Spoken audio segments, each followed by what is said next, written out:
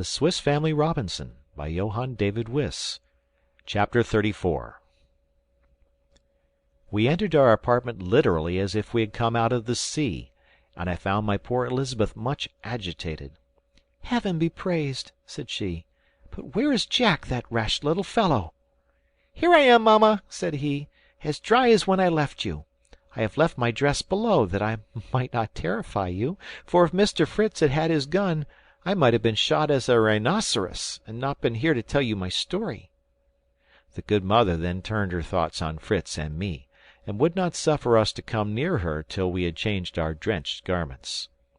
To oblige her, we retired to a little closet I had contrived between two thick branches at the top of the staircase, which was used to contain our chests of linen, our dresses, and our provisions. Our dress was soon changed. We hung up the wet garments, and I returned to my companion, who was suffering from her foot, but still more from a frightful headache. She had a burning fever. I concluded that bleeding was urgently needed, but commenced by assuaging her thirst with some lemonade. I then opened my box of surgical instruments, and approaching the opening to the east, which served us for a window, and which we could close by means of a curtain, that was now entirely raised to give air to our dear invalid and to amuse my children, who were watching the storm. The mighty waves that broke against the rocks, the vivid lightning bursting through the castles of murky clouds, the majestic and incessant rolling of the thunder, formed one of those enchanting spectacles to which they had been from infancy accustomed. As in the Swiss mountains we are liable to frightful storms, to which it is necessary to familiarize oneself, as one cannot avoid them, I had accustomed my wife and children, by my own example, to behold, not only without fear, but even with admiration, these great shocks of the elements, these convulsions of nature. I had opened the chest, and my children had directed their attention to the instruments it contained. The first were a little rusty, and I handed them to Ernest, who, after examining them, placed them on a table inside the window. I was searching for a lancet, in good condition, when a clap of thunder, such as I had never heard in my life, terrified us all so much that we nearly fell down.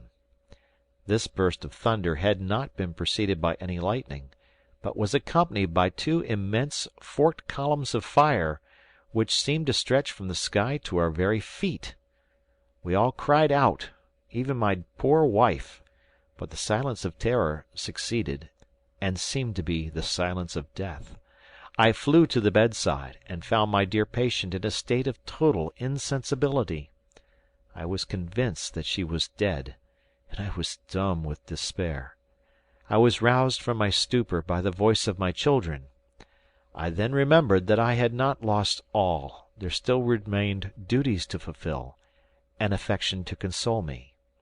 "My children," cried I, extending my arms to them, "come and comfort your unfortunate father. Come and lament with him, the best of wives and mothers." Terrified at the appearance of their mother, they surrounded her bed, calling on her in piercing accents. At that moment I saw my little Francis was missing, and my grief was augmented by the fear that he had been killed by the lightning. I hastily turned to the window, expecting to find my child dead, and our dwelling in flames. Fortunately all was safe, but in my distraction I scarcely thanked God for his mercy, at the very moment even when he graciously restored to me my lost treasures. Francis, frightened by the storm, had hidden himself in his mother's bed, and fallen asleep. Awaked by the thunder, he had dared not to move, fearing it announced the arrival of the savages. But at last the cries of his brothers roused him, and raising his pretty fair head, supposing his mother sleeping, he flung his arms around her neck, saying, "Wake, mamma, we are all here, papa, my brothers, and the storm too, which is very beautiful, but it frightens me. Open your eyes, mamma. Look at the bright lightning, and kiss your little Francis." Either his sweet voice, or the cries of her elder children, restored her faculties. She gradually recovered and called me to her. The excess of my joy threatened to be almost as fatal as my grief. With difficulty I controlled my own feelings and those of my boys, and after I had sent them from the bed, I ascertained that she was not only really living, but much better. The pulse was calm, and the fever had subsided, leaving only a weakness that was by no means alarming.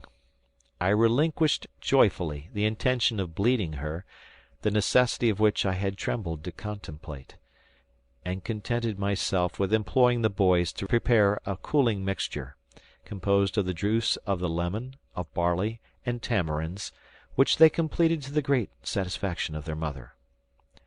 I then ordered Fritz to descend to the yard to kill a fowl, pluck and boil it, to make broth, a wholesome and light nourishment for our dear invalid. I told one of his brothers to assist him, and Jack and Francis, frequently employed under their mother, were ready in a moment. Ernest alone remained quietly on his seat, which I attributed to his usual indolence, and tried to make him ashamed of it.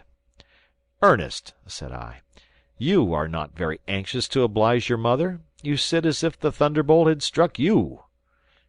"It has indeed rendered me unfit to be of any service to my good mother," said he quietly, and drawing his right hand from under his waistcoat, he showed it to me, most frightfully black and burnt.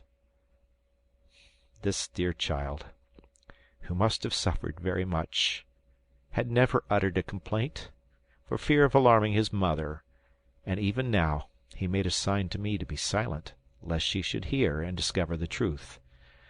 She soon, however, fell into a sleep, which enabled me to attend to poor Ernest, and to question him about the accident. I learned that a long and pointed steel instrument, which he was examining near the large window, stooping over it to see it better, had attracted the lightning, which, falling partly on the hand to which he held it, had caused the misfortune.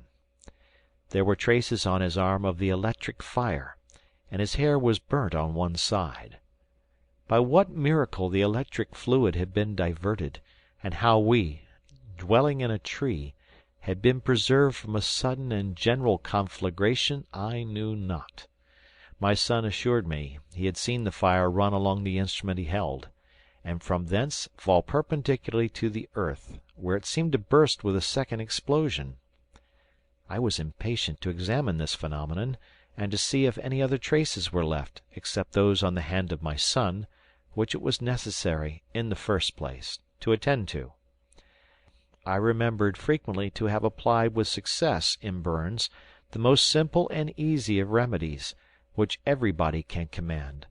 This is, to bathe the hand affected in cold water, taking care to renew it every 8 or 10 minutes. I placed Ernest between 2 tubs of cold water, and exhorting him to patience and perseverance, I left him to bathe his hand, and approached the opening, to try and discover what had preserved us, by averting the direction of the lightning, which one might have expected would have killed my son and destroyed our dwelling. I saw only some light traces on the table, but, on looking more attentively, I found that the greater part of the surgical instruments which Ernest had placed upon it were either melted or much damaged. In examining them separately, I remarked one much longer than the rest, which projected beyond the edge of the table, and was much marked by the fire. I could not easily take it up, it had adhered somewhat in melting, and in endeavouring to disengage it, I saw that the point, which was beyond the opening, touched a thick wire which seemed to be suspended from the roof of our tent. All was now explained to me, except that I could in no way account for this wire, placed expressly to serve as a conductor for the lightning. It seemed to be the work of magic. The evening was too far advanced for me to distinguish how it was fastened, and what fixed it below. Therefore, enjoining Ernest to call loudly if he needed me, I hastened down. I saw my 3 cooks very busy as I passed through, preparing the broth for their mother. They assured me it would be excellent. Fritz boasted that he had killed the fowl with all speed, Jack that he had plucked it without tearing it much, and Francis that he had lighted and kept up the fire. They had nothing to employ them just then, and I took them with me to have some one to talk to on the phenomenon of the lightning. Below the window I found a large packet of iron wire, which I had brought from Tent House some days before, intending on some leisure day to make a sort of grating before our poultry yard. By what chance was it here, and hooked by one end to the roof of our house? Some time before I had replaced our cloth canopy by a sort of roof covered with bark, nailed upon laths. The cloth still enclosed the sides and front. All was so inflammable that, but for the providential conductor, we might have been in flames in an instant. I thanked God for our preservation, and little Francis, seeing me so happy, said, "Is it quite true, Papa, that this wire has preserved us?" "Yes, it is true, my darling, and I wish to know what good genius has placed it there, that I may be thankful," said I. "Ah, Father," said my little fellow, "embrace me, but do not thank me, for I did not know that I was doing good." Astonished at this information, I requested my boy to tell me why and how he had fixed the wire. "I wanted to reach some figs," said he, "when you and Fritz were at Tent House, and Jack and Ernest were nursing Mamma. I wished to do some good for her. I thought she would like some of our sweet figs, but there were none in my reach, and I had no stick long enough to beat them down. I went below, and found that great roll of wire. I tried to break a piece off, but could not, and I then determined to carry the whole up to our dwelling, and to bend one end into a hook, by which I might catch some of the branches and bring them near me to gather the figs. I was very successful at first, and secured 1 or 2 figs. I had my packet of wire on the table by the window, and stood near it myself. I thought I could reach a branch that hung over our roof, loaded with fruit. I leaned forward, and extended my hook to the branch. I felt I had secured it, and joyfully began to pull.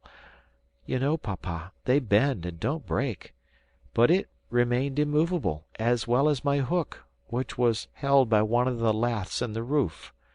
I pulled with all my strength, and in my efforts I struck my foot against the roll of wire, which fell down to the ground without detaching the hook. You may judge how firm it is, for it is no trifling leap from our house to the ground. "A good work indeed, my boy," said I, "is yours, for it has saved us. God has inspired you, and has made use of the hand of a child for our preservation. Your conductor shall remain where you so happily placed it. We may still have need of it. The sky still looks very threatening. Let us return to your mother, and take a light with us." I had contrived a sort of portable lantern made of isinglass, which lighted us in our offices. Moreover, a calabash pierced with small holes, with a candle inside, was placed at the top of the winding staircase, and lighted it entirely, so that we were able to descend without danger by night as well as by day. I was, however, uneasy about the way we should bring my wife down, if we found it necessary to remove her during her sickness. I named it to Fritz. "Have no uneasiness, Father," said he. "Ernest and I are very strong now, and we can carry Mamma like a feather." "You and I might, my dear boy," said I, "but Ernest cannot be of much assistance to us at present." I then related his misfortune to them. They were distressed and astonished, not comprehending the cause, which I promised to explain. They wished now, however, to see their brother. Fritz then requested, in a low tone of voice, that he might go to Tent House, to see if the vessel and the captain had arrived. Seeing his brothers listening with curiosity, I thought it best to tell them the affair, requesting them, however, not to name it to their mother at present. Jack, who was now about 14 years of age, listened with a most intense interest, his eyes sparkling with joy and surprise. "A vessel!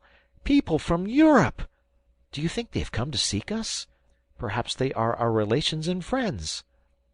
"How glad should I be," said Francis, "if my good grandmamma were there. She loved me so much, and was always giving me sweetmeats." This was the mother of my dear wife. from whom she had parted with extreme regret. I knew that a single word from the child would have relieved all her sorrows, and would in her present state be dangerous. I therefore forbade him naming such a thing to his mother, even if we mentioned the vessel. We ascended, and found our dear patient awake, with Ernest at her side, his hand tied up, and somewhat relieved, though, from not having applied the water immediately, there were several blisters, which he requested me to open. It was necessary to tell his mother he had had a burn. She named several remedies, and I was hesitating which to use, when Fritz, giving me a significant glance, said, "Don't you think, father, that the leaves of the karata, which cured Jack's legs so well, would be as serviceable to Ernest's hand?" "I have no doubt of it," said I, "but we have none here."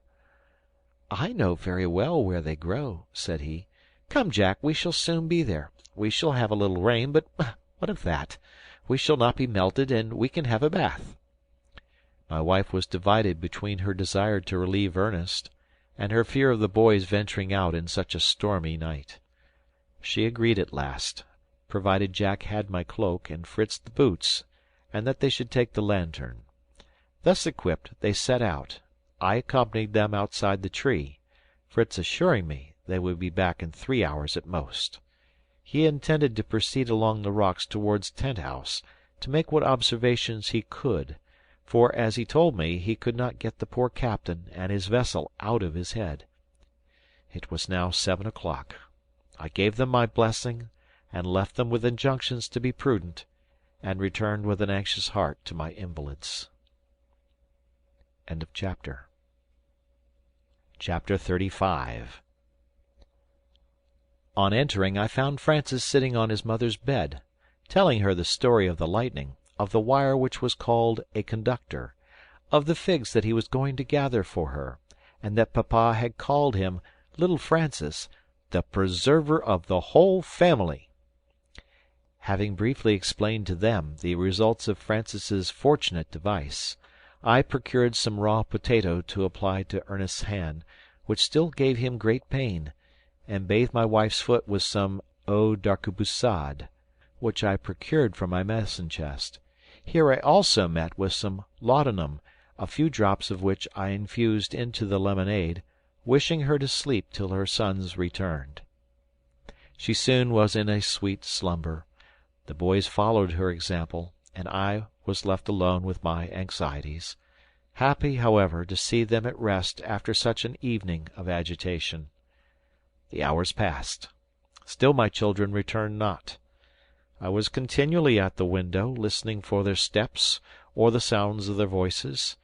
I heard only the rain falling in torrents, the waves breaking against the rocks, and the wind howling frightfully. I could not help thinking of the danger they ran, having twice to cross the river, which was doubtless swollen by the rain. I was not so much alarmed for Fritz, a strong, bold youth of 19 years of age, and a determined hunter. As for poor Jack, bold even to rashness, and having neither strength nor experience to secure him, I could not help fancying him carried away by the stream, and his brother not daring to return without him. My wife occasionally awoke, but the narcotic stupefied her. She still did not perceive the absence of her sons. Francis slept tranquilly, but when Ernest awoke, and heard the tempest so terribly augmented, he was almost distracted. All his selfishness, all his indolence disappeared.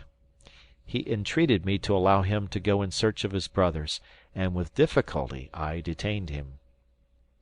To convince him that he was not the sole cause of the danger of Fritz and Jack, I related to him, for the first time, the history of the boat and the vessel, and assured him that the great cause of their anxiety to go over to Tent House was to search for some traces of the unfortunate seamen and their vessel, exposed to that furious sea.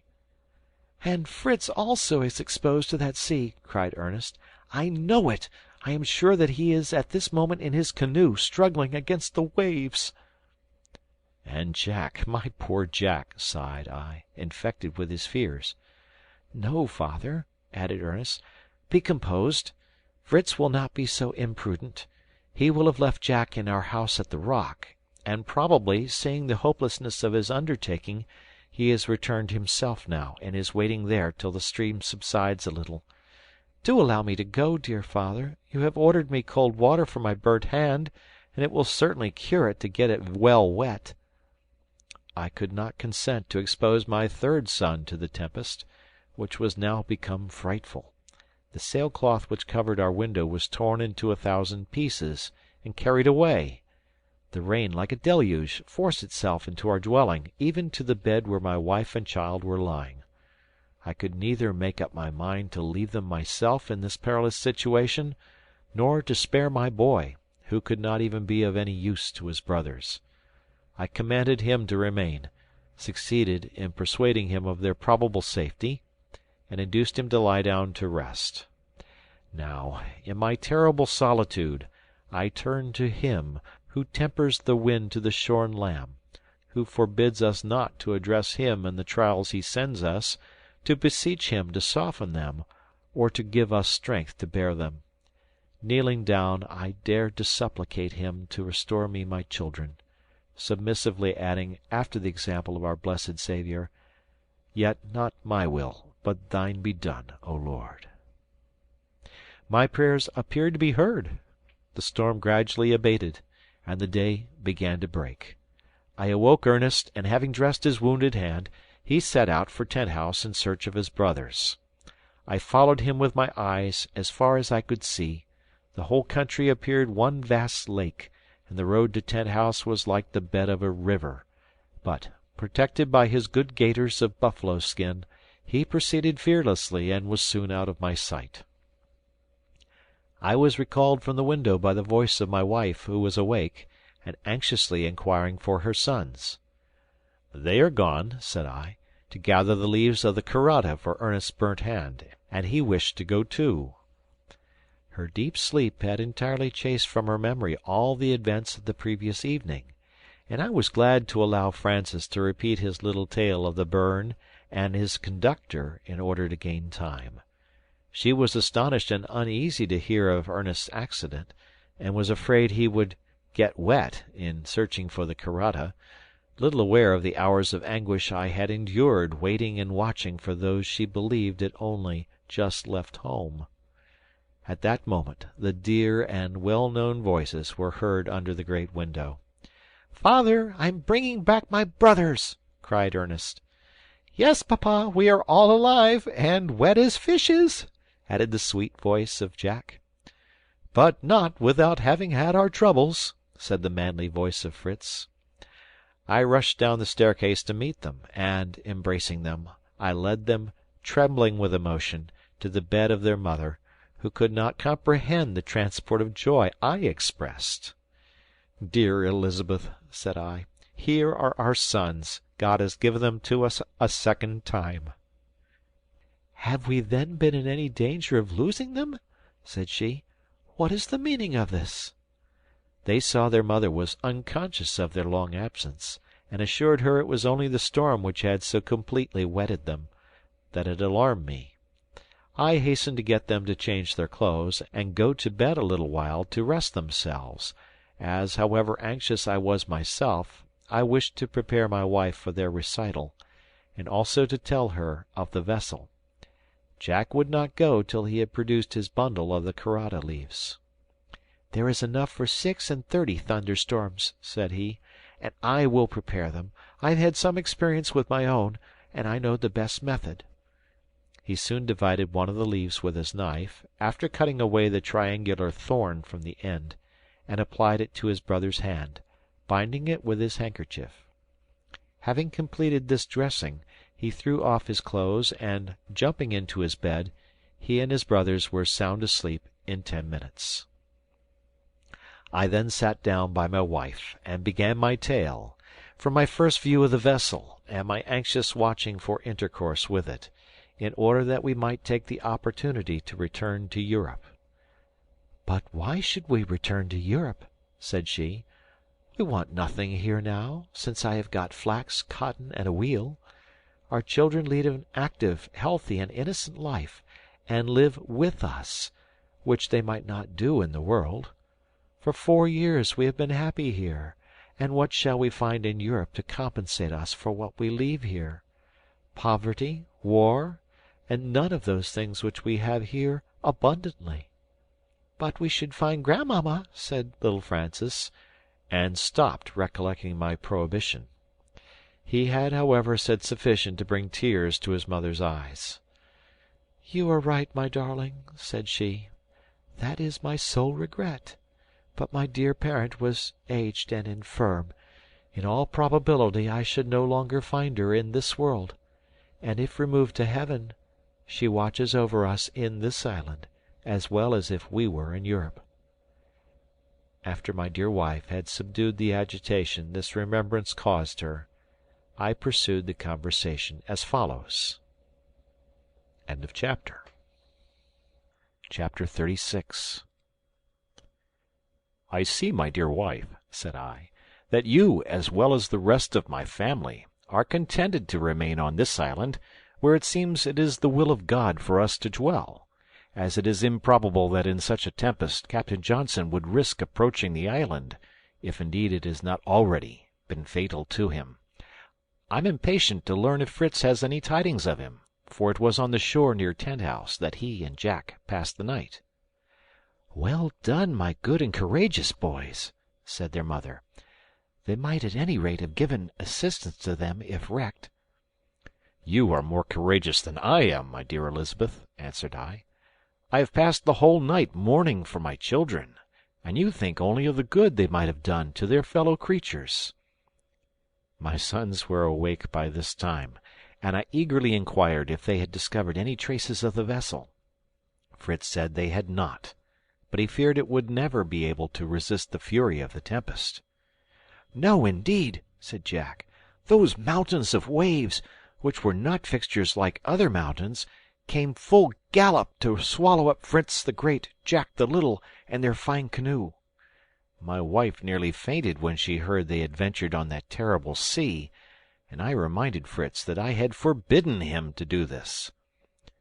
"But you have often said to me, papa," said he, "do unto others as you would they should do unto you, and what a happiness it would have been to us, when our vessel was wrecked, if we had seen a canoe!" "With 2 bold men coming to our assistance," said Jack. "But go on with your story, Fritz." Fritz continued.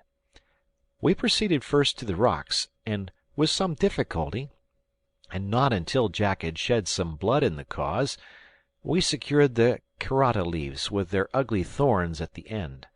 When our sack was full, we proceeded along the rocks towards Tent House. From this height I tried to discover the ship, but the darkness obscured everything. Once I thought I perceived at a great distance a fixed light, which was neither a star nor the lightning, and which I lost sight of occasionally. We had now arrived at the cascade, which, from the noise, seemed much swollen by the rain. Our great stones were quite hidden by a boiling foam. I would have attempted to cross, if I had been alone, but, with Jack on my shoulders, I was afraid of the risk. I therefore prepared to follow the course of the river to Family Bridge. The wet ground continually brought us on our knees, and with great difficulty we reached the bridge. But judge of our consternation! The river had risen so much that the planks were covered, and as we conceived, the whole was destroyed. I then told Jack to return to Falcon's Nest with the carota leaves, and I would swim across the river. I returned about 100 yards up the stream to find a wider and less rapid part, and easily crossed. Judge of my surprise when I saw a human figure approaching to meet me. I had no doubt it was the captain of the vessel, and it was Captain Jack, sans peur et sans reproche," said the bold little fellow. "I was determined not to return home a poltroon who was afraid of the water. When Fritz was gone, I tried the bridge, and soon found there was not sufficient water over it to risk my being drowned. I took off my boots, which might have made me slip, and my cloak, which was too heavy, and, making a dart, I ran with all my strength across, and reached the other side. I put on my boots, which I had in my hands, and advanced to meet Fritz, who called out as soon as he saw me, "Is that you, Captain?" I tried to say, "Yes, certainly," in a deep tone, but my laughter betrayed me. "To my great regret," said Fritz, "I should truly have preferred meeting Captain Johnson, but I fear he and his people are at the bottom of the sea." After meeting with Jack, we proceeded to Tent House, where we kindled a good fire and dried ourselves a little. We then refreshed ourselves with some wine which remained on the table where you had entertained the captain, and proceeded to prepare a signal to inform the vessel we were ready to receive them. We procured a thick bamboo cane from the magazine. I fixed firmly to one end of it the large lantern of the fish's bladder you gave us to take. I filled the lamp with oil, and placed in it a thick cotton wick, which, when lighted, was very brilliant. Jack and I then placed it on the shore at the entrance of the bay. We fixed it before the rock, where the land wind would not reach it, sunk it 3 or 4 feet into the ground, steadied it with stones, and then went to rest over our fire, after this long and difficult labor. After drying ourselves a little, we set out on our return, when, looking towards the sea, we were startled by the appearance of the same light we had noticed before. We heard, at the same time, the distant report of a gun, which was repeated 3 or 4 times at irregular intervals. We were persuaded that it was the vessel calling to us for aid, and, remembering the command of our Saviour, we thought you would forgive our disobedience if we presented to you in the morning the captain, the lieutenant, and as many as our canoe would contain. We entered it then without any fear, for you know how light and well balanced it is, and, rowing into the bay, the sail was spread to the wind, and we had no more trouble. I then took the helm, my own signal light shone clearly on the shore, and, except for the rain which fell in torrents, the waves which washed over our canoe, and uneasiness about the ship and about you, and our fear that the wind might carry us into the open sea, we should have had a delightful little maritime excursion. When we got out of the bay, I perceived the wind was driving us towards Shark Island, which, being directly before the bay, forms 2 entrances to it. I intended to go round it and disembark there if possible, that I might look out for some trace of the ship. But we found this impossible. The sea ran too high. Besides, we should have been unable to moor our canoe, the island not affording a single tree or anything we could lash it to, and the waves would soon have carried it away. We had now lost sight of the light, and hearing no more signals, I began to think on your distress when we did not arrive at the hour we promised. I therefore resolved to return by the other side of the bay, carefully avoiding the current which would have carried us into the open sea. I lowered the sail by means of the ropes you had fixed to it, and we rowed into port. We carefully moored the canoe, and without returning to Tent House, took the road home. We crossed the bridge as Jack had done, found the waterproof cloak and bag of carrata leaves where he had left them, and soon after met Ernest. As it was daylight, I did not take him for the captain, but knew him immediately, and felt the deepest remorse when I heard from him in what anxiety and anguish you had passed the night. Our enterprise was imprudent, and altogether useless.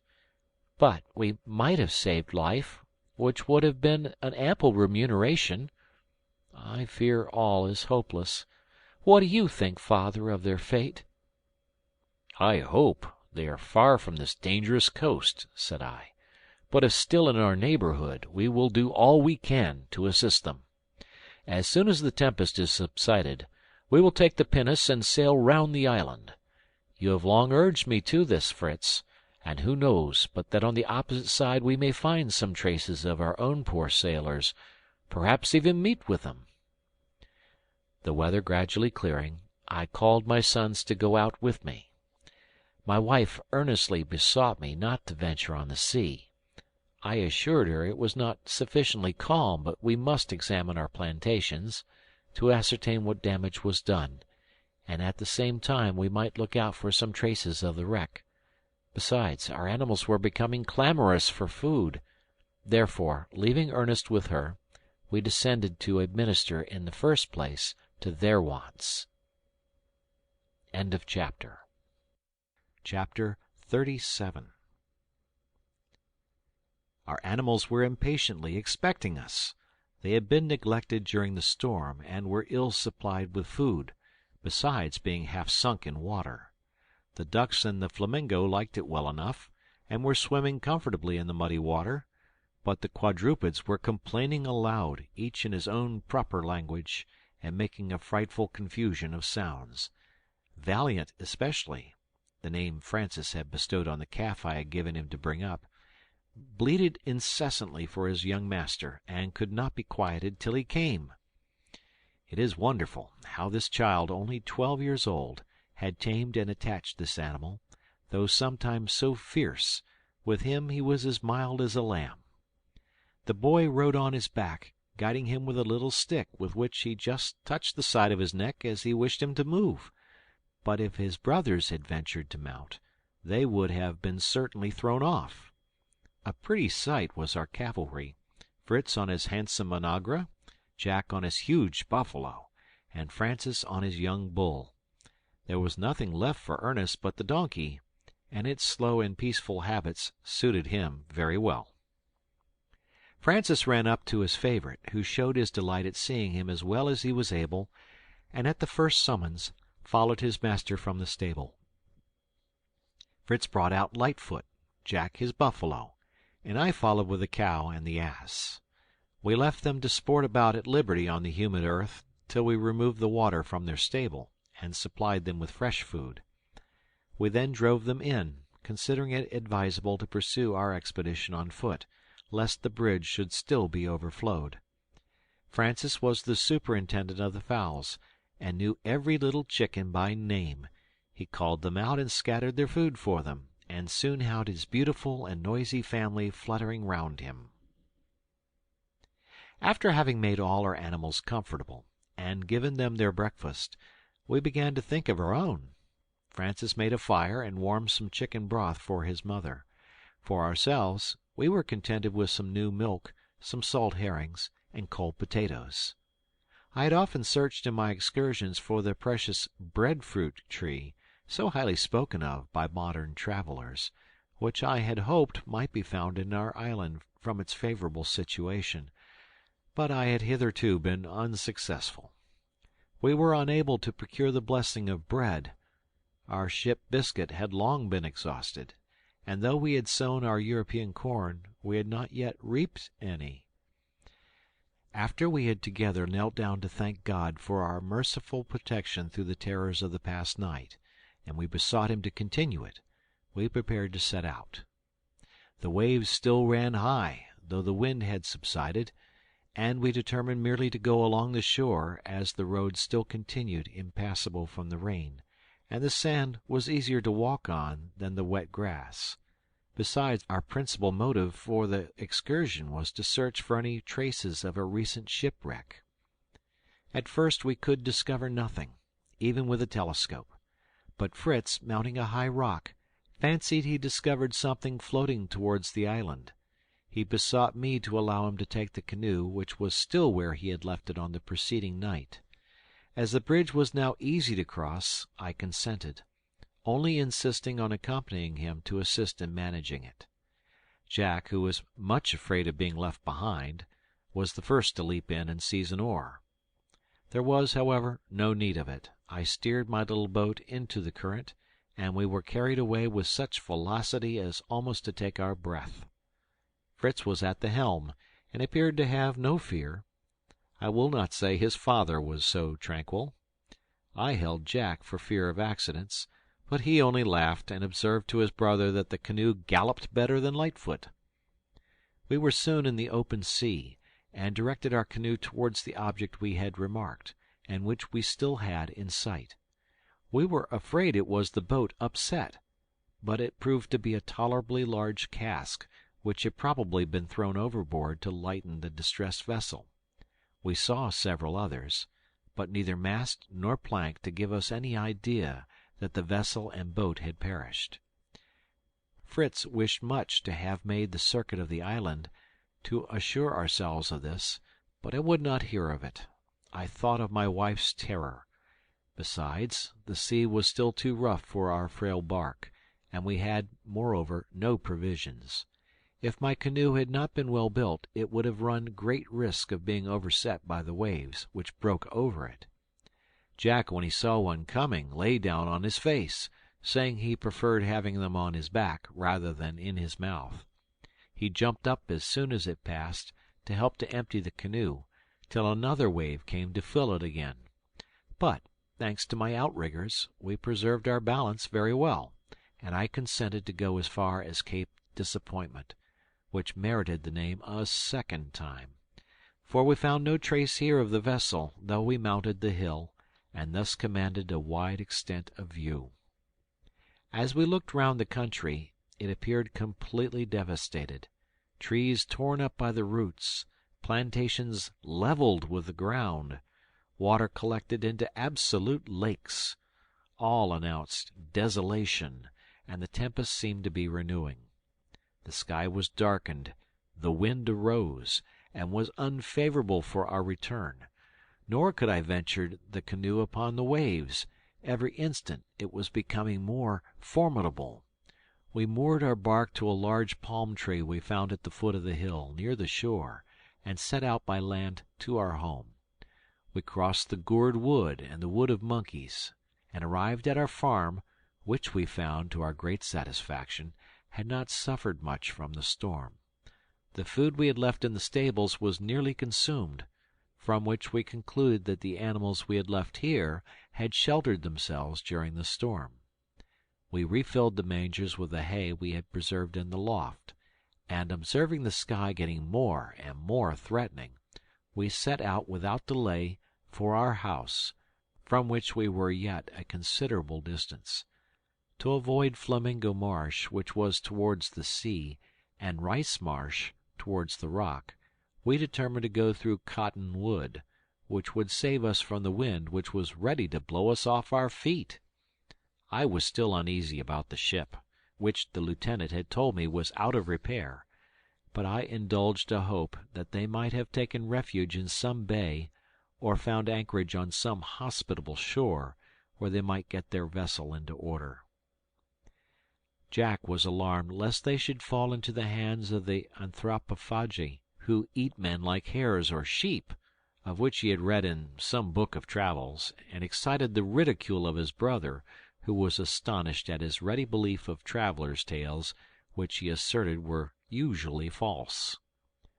"But Robinson Crusoe would not tell a falsehood," said Jack indignantly. "And there were cannibals came to his island, and were going to eat Friday if he had not saved him." "Oh, Robinson could not tell a falsehood," said Fritz, "because he never existed. The whole history is a romance. Is that not the name, father, that is given to works of the imagination?" "It is," said I, "but we must not call Robinson Crusoe a romance. Though Robinson himself, and all the circumstances of his history, are probably fictitious, the details are all founded on truth, on the adventures and descriptions of voyagers who may be depended upon, and unfortunate individuals who have actually been wrecked on unknown shores. If ever our journal should be printed, many may believe that it is only a romance, a mere work of the imagination."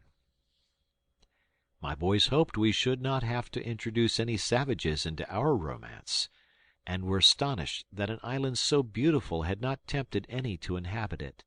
In fact, I had often been myself surprised at this circumstance, but I told them many voyagers had noticed islands apparently fertile, and yet uninhabited. Besides, the chain of rocks which surrounded this might prevent the approach of savages, unless they had discovered the little bay of safety where we had landed. Fritz said he anxiously desired to circumnavigate the island, in order to ascertain the size of it, and if there were similar chains of rocks on the opposite side. I promised him, as soon as the stormy weather was past, and his mother well enough to remove to Tent House, we would take our pinnace and set out on our little voyage. We now approached the marsh, and he begged me to let him go and cut some canes, as he projected making a sort of carriage for his mother. As we were collecting them, he explained his scheme to me. He wished to weave of these reeds, which were very strong, a large and long sort of pannier, in which his mother might sit or recline, and which might be suspended between two strong bamboo canes by handles of rope.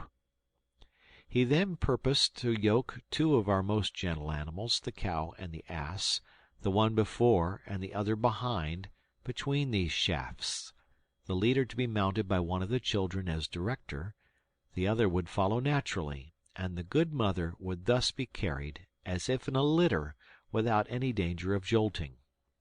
I was pleased with this idea, and we all set to work to load ourselves each with a huge burden of reeds.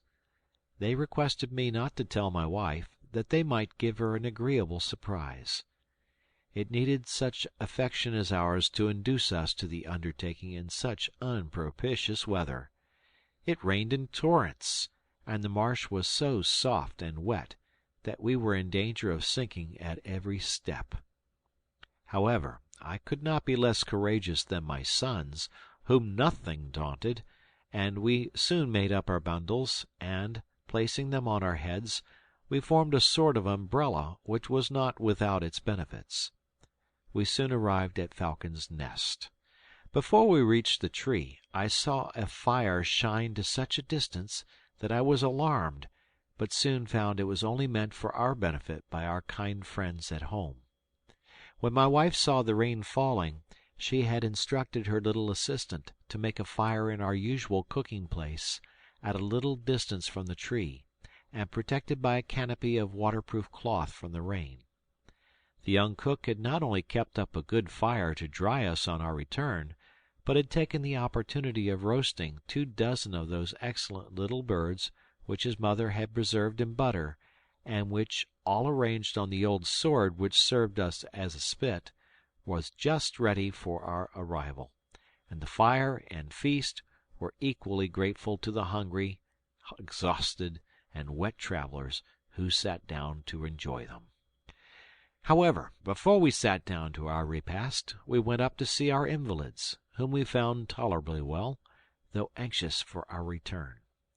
Ernest, with his sound hand, and the assistance of Francis, has succeeded in forming a sort of rampart before the opening into the room, composed of the 4 hammocks in which he and his brothers slept, placed side by side on end. This sufficiently protected them from the rain, but excluded the light, so that they had been obliged to light a candle, and Ernest had been reading to his mother in a book of voyages that had formed part of the captain's small library. It was a singular coincidence that while we were talking of the savages on the way home, they were also reading of them, and I found my dear wife much agitated by the fears these accounts had awakened in her mind. After soothing her terrors, I returned to the fire to dry myself and to enjoy my repast. Besides the birds, Francis had prepared fresh eggs and potatoes for us. He told me that his mamma had given up her office of cook to him, and assured me that he would perform the duties to our satisfaction, provided he was furnished with materials. Fritz was to hunt, Jack to fish, I was to order dinner, and he would make it ready. "And when we have neither game nor fish," said Jack, "we will attack your poultry yard." That was not at all to the taste of poor little Francis, who could not bear his favourites to be killed, and who had actually wept over the chicken that was slaughtered to make broth for his mother. We were obliged to promise him that, when other resources failed, we would apply to our barrels of salt fish. He, however, gave us leave to dispose as we liked of the ducks and geese, which were too noisy for him. After we had concluded our repast, we carried a part of it to our friends above, and proceeded to give them an account of our expedition. I then secured the hammocks somewhat more firmly, to save us from the storm that was still raging, and the hour of rest being at hand, my sons established themselves on mattresses of cotton, made by their kind mother, and in spite of the roaring winds, we were soon in profound repose. End of chapter. Chapter 38. The storm continued to rage the whole of the following day, and even the day after with the same violence. Happily our tree stood firm, though several branches were broken, amongst others that to which Francis's wire was suspended. I replaced it with more care, carried it beyond our roof, and fixed at the extremity the pointed instrument which had attracted the lightning. I then substituted for the hammocks before the window strong planks, which remained for my building, and which my sons assisted me to raise with pulleys, after having sawed them to the proper length. Through these I made loopholes, to admit the light and air.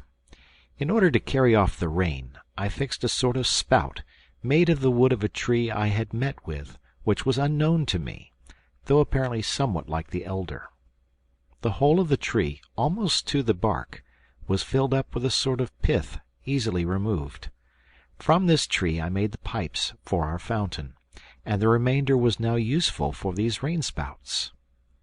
I employed those days in which I could not go out, in separating the seeds and grain, of which I saw we should have need, and in mending our work-tools.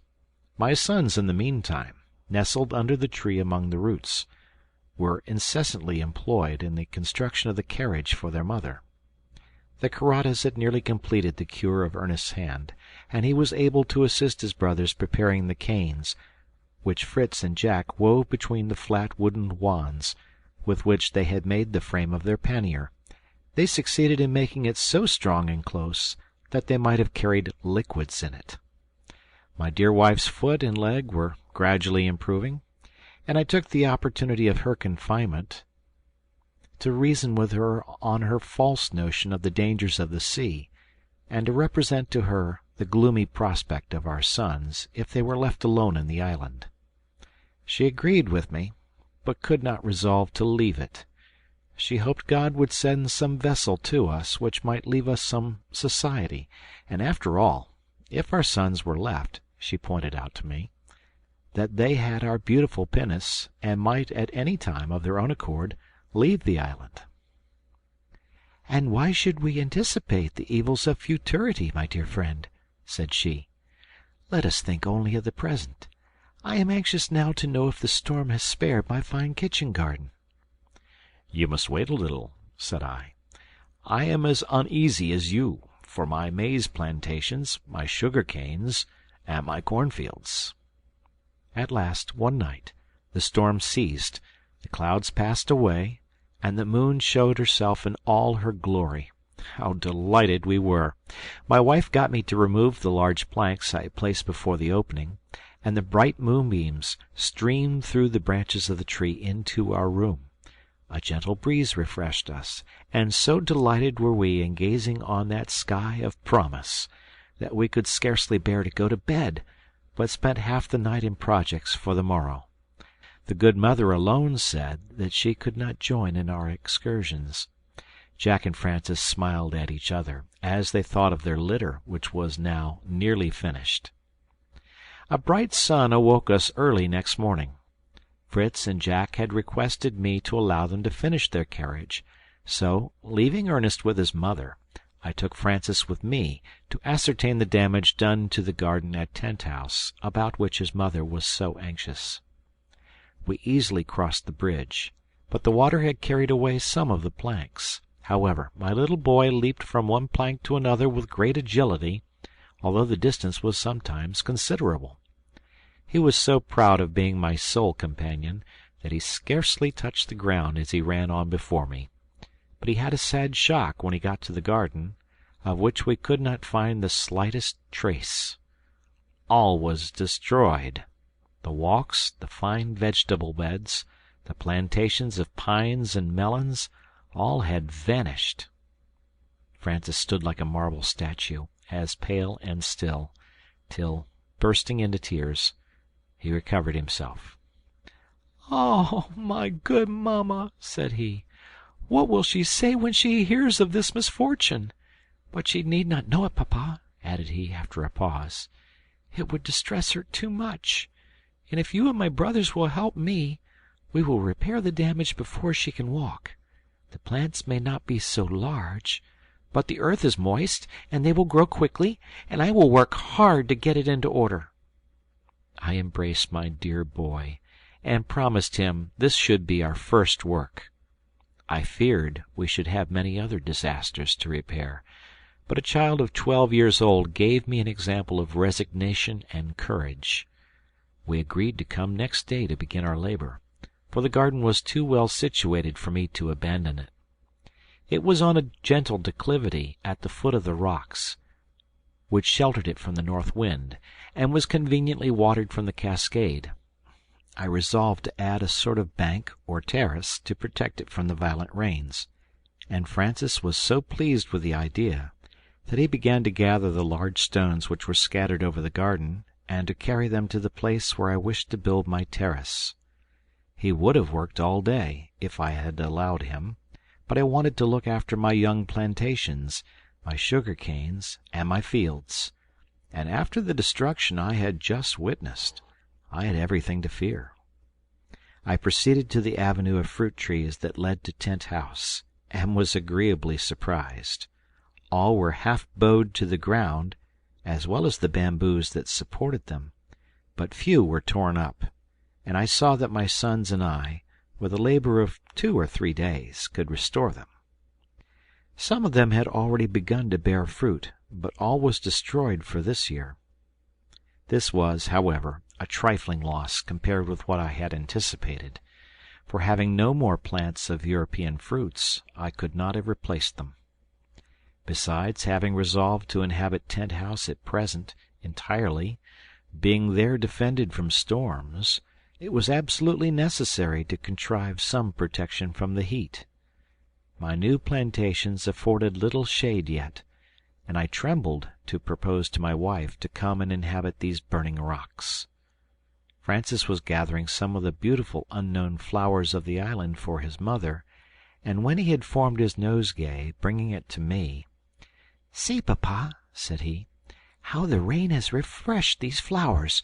I wish it would rain still. It is so dreadfully hot here. Oh, if we had but a little shade!"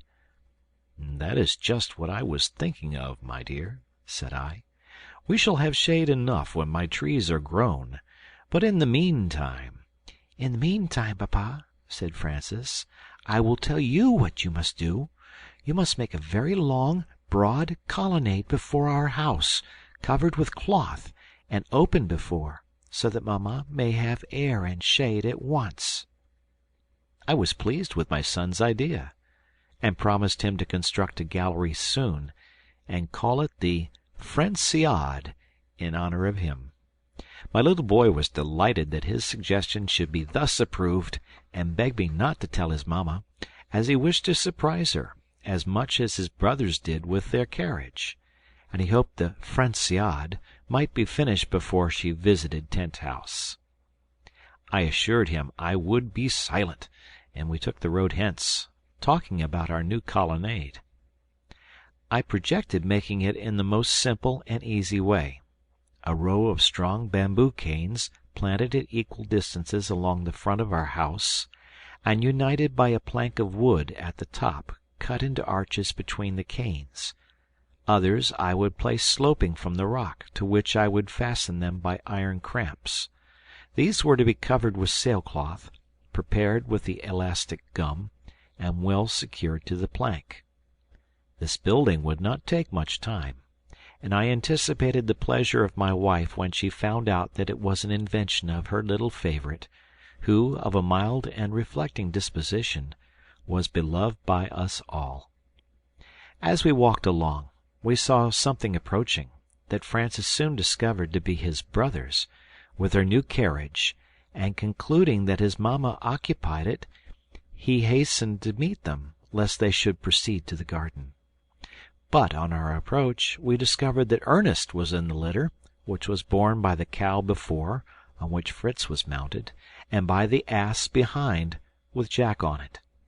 Ernest declared the conveyance was so easy and delightful that he should often take his mother's place. "I like that very much," said Jack. "Then I will take care that we will harness the onagra and the buffalo for you, and they will give you a pretty jolting, I promise you. The cow and ass are only for Mamma. Look, Papa, is it not complete? We wished to try it as soon as we finished it, so we got Ernest to occupy it while Mother was asleep." Ernest declared it only wanted 2 cushions, one to sit upon, the other to recline against, to make it perfect; and though I could not help smiling at his love of ease, I encouraged the notion, in order to delay my wife's excursion till our plans were completed. I then put Francis into the carriage beside his brother, and ordering Fritz and Jack to proceed with their equipage to inspect our cornfields, I returned to my wife, who was still sleeping. On her awaking, I told her the garden and plantations would require a few days' labor to set them in order, and I should leave Ernest, who was not yet in condition to be a laborer, to nurse her and read to her. My sons returned in the evening, and gave me a melancholy account of our cornfields. The corn was completely destroyed, and we regretted this the more, as we had very little left for seed. We had anticipated a feast of real bread, but we were obliged to give up all hope for this year, and to content ourselves with our cakes of cassava and with potatoes. The maize had suffered less, and might have been a resource for us, but the large hard grain was so difficult to reduce to flour fine enough for dough. Fritz often recurred to the necessity of building a mill near the cascaded tent-house, but this was not the work of a moment, and we had time to consider of it, for at present we had no corn to grind. As I found Francis had let his brothers into all our secrets, it was agreed that I, with Fritz, Jack, and Francis, should proceed to tent-house next morning. Francis desired to be of the party, that he might direct the laying out of the garden, he said, with an important air, as he had been his mother's assistant on its formation.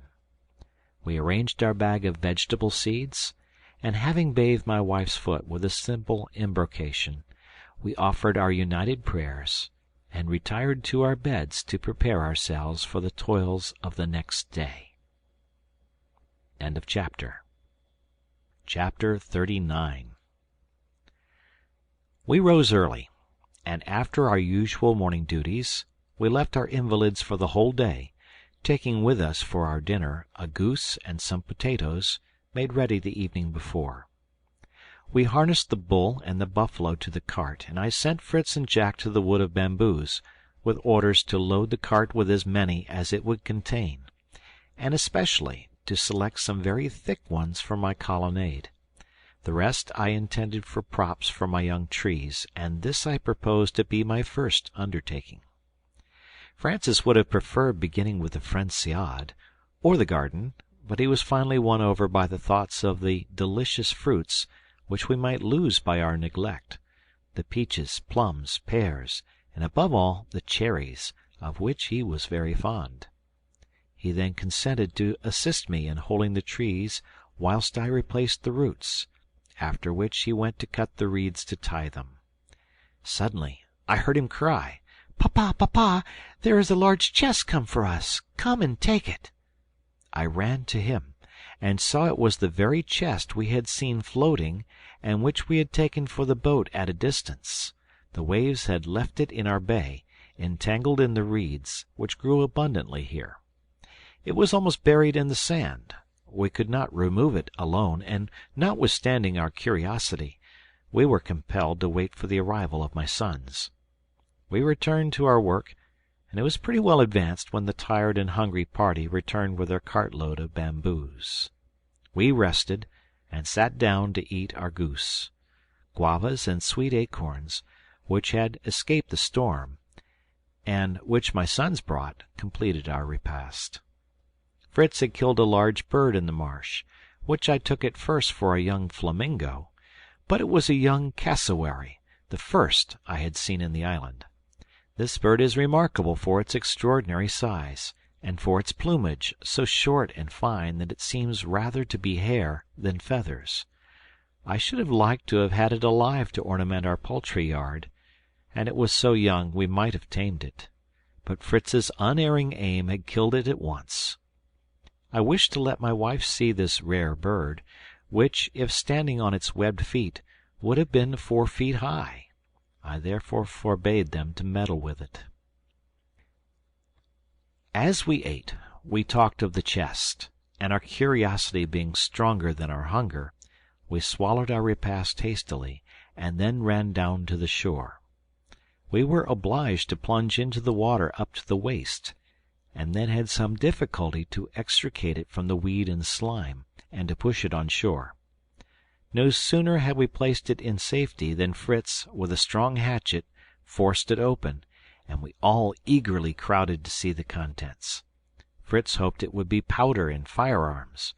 Jack, who was somewhat fond of dress, and had notions of elegance, declared in favour of clothes, and particularly of linen, finer and whiter than that which his mother wove. If Ernest had been there, books would have been his desire. For my own part, there was nothing I was more anxious for than European seeds, particularly corn. Francis had a lingering wish that the chest might contain some of those gingerbread cakes which his grandmamma used to treat him with in Europe, and which he had often regretted, but he kept this wish to himself, for fears his brothers should call him little glutton, and assured us that he should like a little pocket-knife with a small saw better than anything in the world, and he was the only one who had his wish. The chest was opened, and we saw that it was filled with a number of trifling things likely to tempt savage nations, and to become the means of exchange, principally glass and ironware, coloured beads, pins, needles, looking-glasses, children's toys, constructed as models, such as carts, and tools of every sort, amongst which we found some likely to be useful, such as hatchets, saws, planes, gimlets, etc., besides a collection of knives, of which Francis had the choice, and scissors, which were reserved for Mamma, her own being nearly worn out. I had, moreover, the pleasure of finding a quantity of nails of every size and kind, besides iron hooks, staples, etc., which I needed greatly. After we had examined the contents, and selected what we wanted immediately, we closed up the chest and conveyed it to our magazine at Tent House. We had spent so much time in our examination that we had some difficulty to finish propping our trees and to arrive at home before it was dark. We found my wife somewhat uneasy at our lengthened absence, but our appearance soon calmed her. "Mother," said I have brought back all your chickens to crowd under your wing." "And we have not come back empty-handed," said Jack. "Look, Mamma, here are a beautiful pair of scissors, a large paper of needles, another of pins, and a thimble. How rich you are now!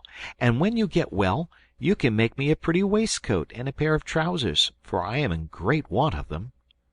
"And I, Mamma," said Francis, "have brought you a mirror, that you may arrange your cap. You have often been sorry Papa did not remember to bring one from the ship. This was intended for the savages, and I will begin with you." "I believe I rather resemble one now," said my good Elizabeth, arranging the red and yellow silk handkerchief which she usually wore on her head. "Only, Mamma," said Jack, "when you wear the comical pointed bonnet which Ernest made you." "What matters it," said she, "whether it be pointed or round? It will protect me from the sun, and it is the work of my Ernest, to whom I am much obliged." Ernest, with great ingenuity and patience, had endeavoured to plait his mother a bonnet of the rice straw. He had succeeded, but not knowing how to form the round crown, he was obliged to finish it in a point, to the great and incessant diversion of his brothers. "Mother," said Ernest, in his usual grave and thoughtful tone, "I should not like you to look like a savage. Therefore, as soon as I regain the use of my hand, my first work shall be to make you a bonnet, which I will take care shall be formed with a round crown, as you will lend me one of your large needles, and I will take, to sew the crown on, the head of either Jack or Francis." "What do you mean, my head?" said they both together. "Oh, I don't mean to take it off your shoulders," said he. "It will only be necessary that one of you should kneel down before me, for a day perhaps, while I use your head as a model, and you need not cry out much if I should chance to push my needle in." This time the philosopher had the laugh on his side, and his tormentors were silenced. We now explained to my wife where we had found the presents we had brought her. My offerings to her were a light axe, which she could use to cut her firewood with, and an iron kettle, smaller and more convenient than the one she had. Fritz had retired, and now came in dragging with difficulty his huge cassowary. "Here, mamma," said he, "I brought you a little chicken for your dinner." And the astonishment and laughter again commenced. The rest of the evening was spent in plucking the bird, to prepare part of it for the next day. We then retired to rest, that we might begin our labor early next morning. Ernest chose to remain with his books and his mother, for whom he formed with the mattresses a sort of reclining chair, in which he was able to sit up in bed and sew. Thus she endured a confinement of 6 weeks, without complaint, and in that time got all our clothes put into good order. Francis had nearly betrayed our secret once, by asking his mamma to make him a mason's apron. "A mason's apron?" said she. "Are you going to build a house, child?" I meant to say "A gardener's apron," said he. His mamma was satisfied, and promised to comply with his request. In the meantime, my 3 sons and I labored assiduously to get the garden into order again, and to raise the terraces, which we hoped might be a defence against future storms. Fritz had also proposed to me to construct a stone conduit, to bring the water to our kitchen garden from the river, to which we might carry it back, after it had passed round our vegetable beds. This was a formidable task, but too useful an affair to be neglected, and, aided by the geometrical skill of Fritz and the ready hands of my 2 younger boys, the conduit was completed. I took an opportunity, at the same time, to dig a pond above the garden, into which the conduit poured the water. This was always warm with the sun, and, by means of a sluice, we were able to disperse it in little channels to water the garden. The pond would also be useful to preserve small fish and crabs for use. We next proceeded to our embankment. This was intended to protect the garden from any extraordinary overflow of the river, and from the water running from the rocks after heavy rains. We then laid out our garden on the same plan as before, except that I made the walks wider, and not so flat. I carried one directly to our house, which in the autumn I intended to plant with shrubs, that my wife might have a shady avenue to approach her garden, where I also planned an arbor furnished with seats as a resting place for her. The rocks were covered with numerous climbing plants, bearing every variety of elegant flower, and I had only to make my selection. All this work, with the enclosing the garden with palisades of bamboo, occupied us about a fortnight, in which time our invalids made great progress towards their recovery. After the whole was finished, Francis entreated me to begin his gallery. My boys approved of the plan, and Fritz declared that the house was certainly comfortable and commodious, but that it would be wonderfully improved by a colonnade, with a little pavilion at each end, and a fountain in each pavilion. "I never heard a word of these pavilions," said I. "No," said Jack, "they are our own invention. The colonnade will be called the Franciade, and we wish our little pavilions to be named, the one Fritzia, and the other Jackia, if you please."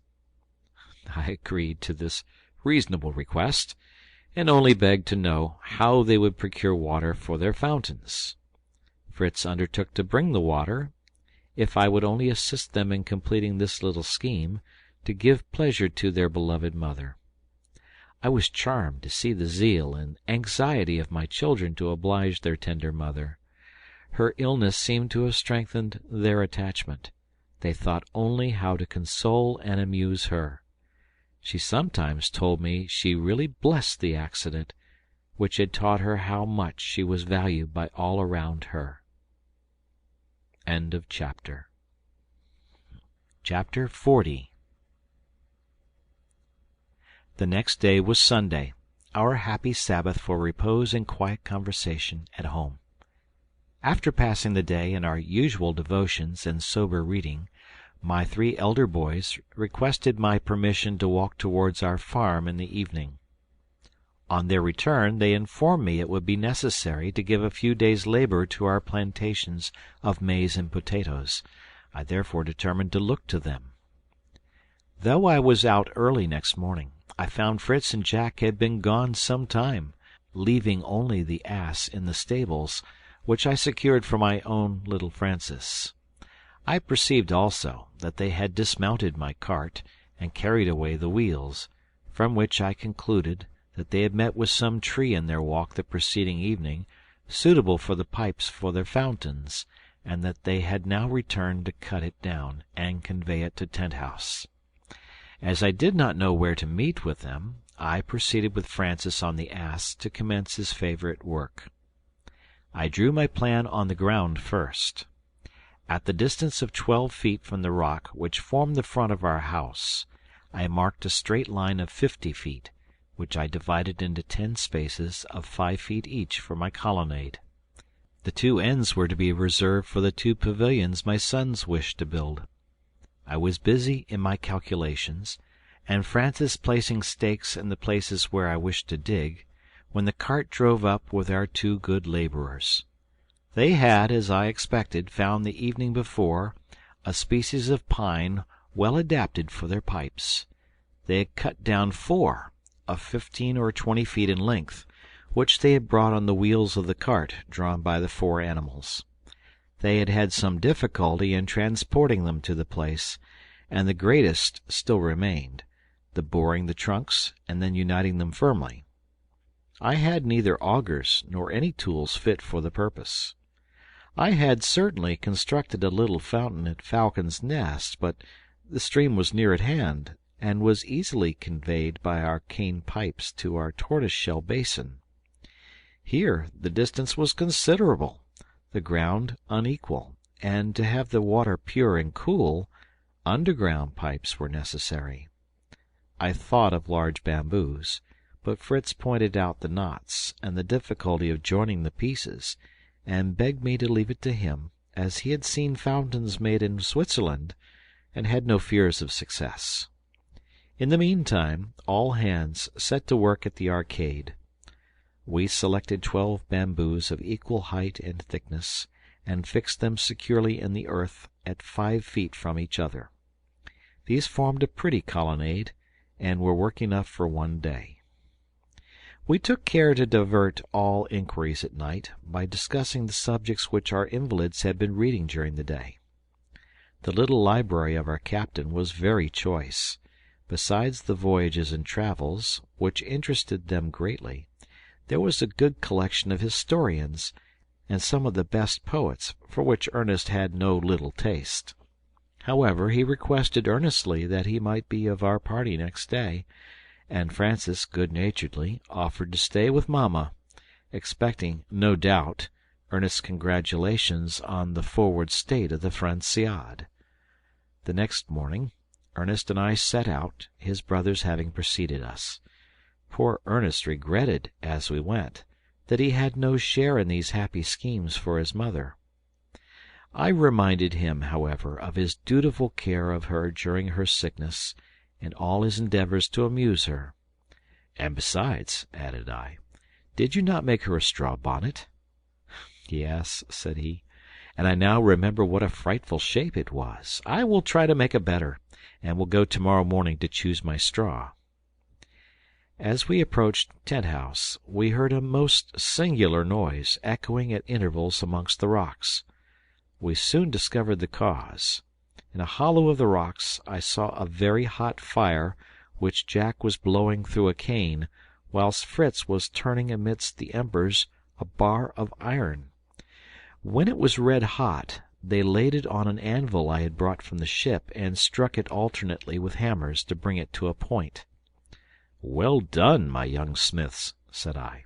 "We ought to try all things, and keep what is good. Do you expect to succeed in making your auger? I suppose that is what you want." "Yes, father," said Fritz. "We should succeed well enough if we only had a good pair of bellows.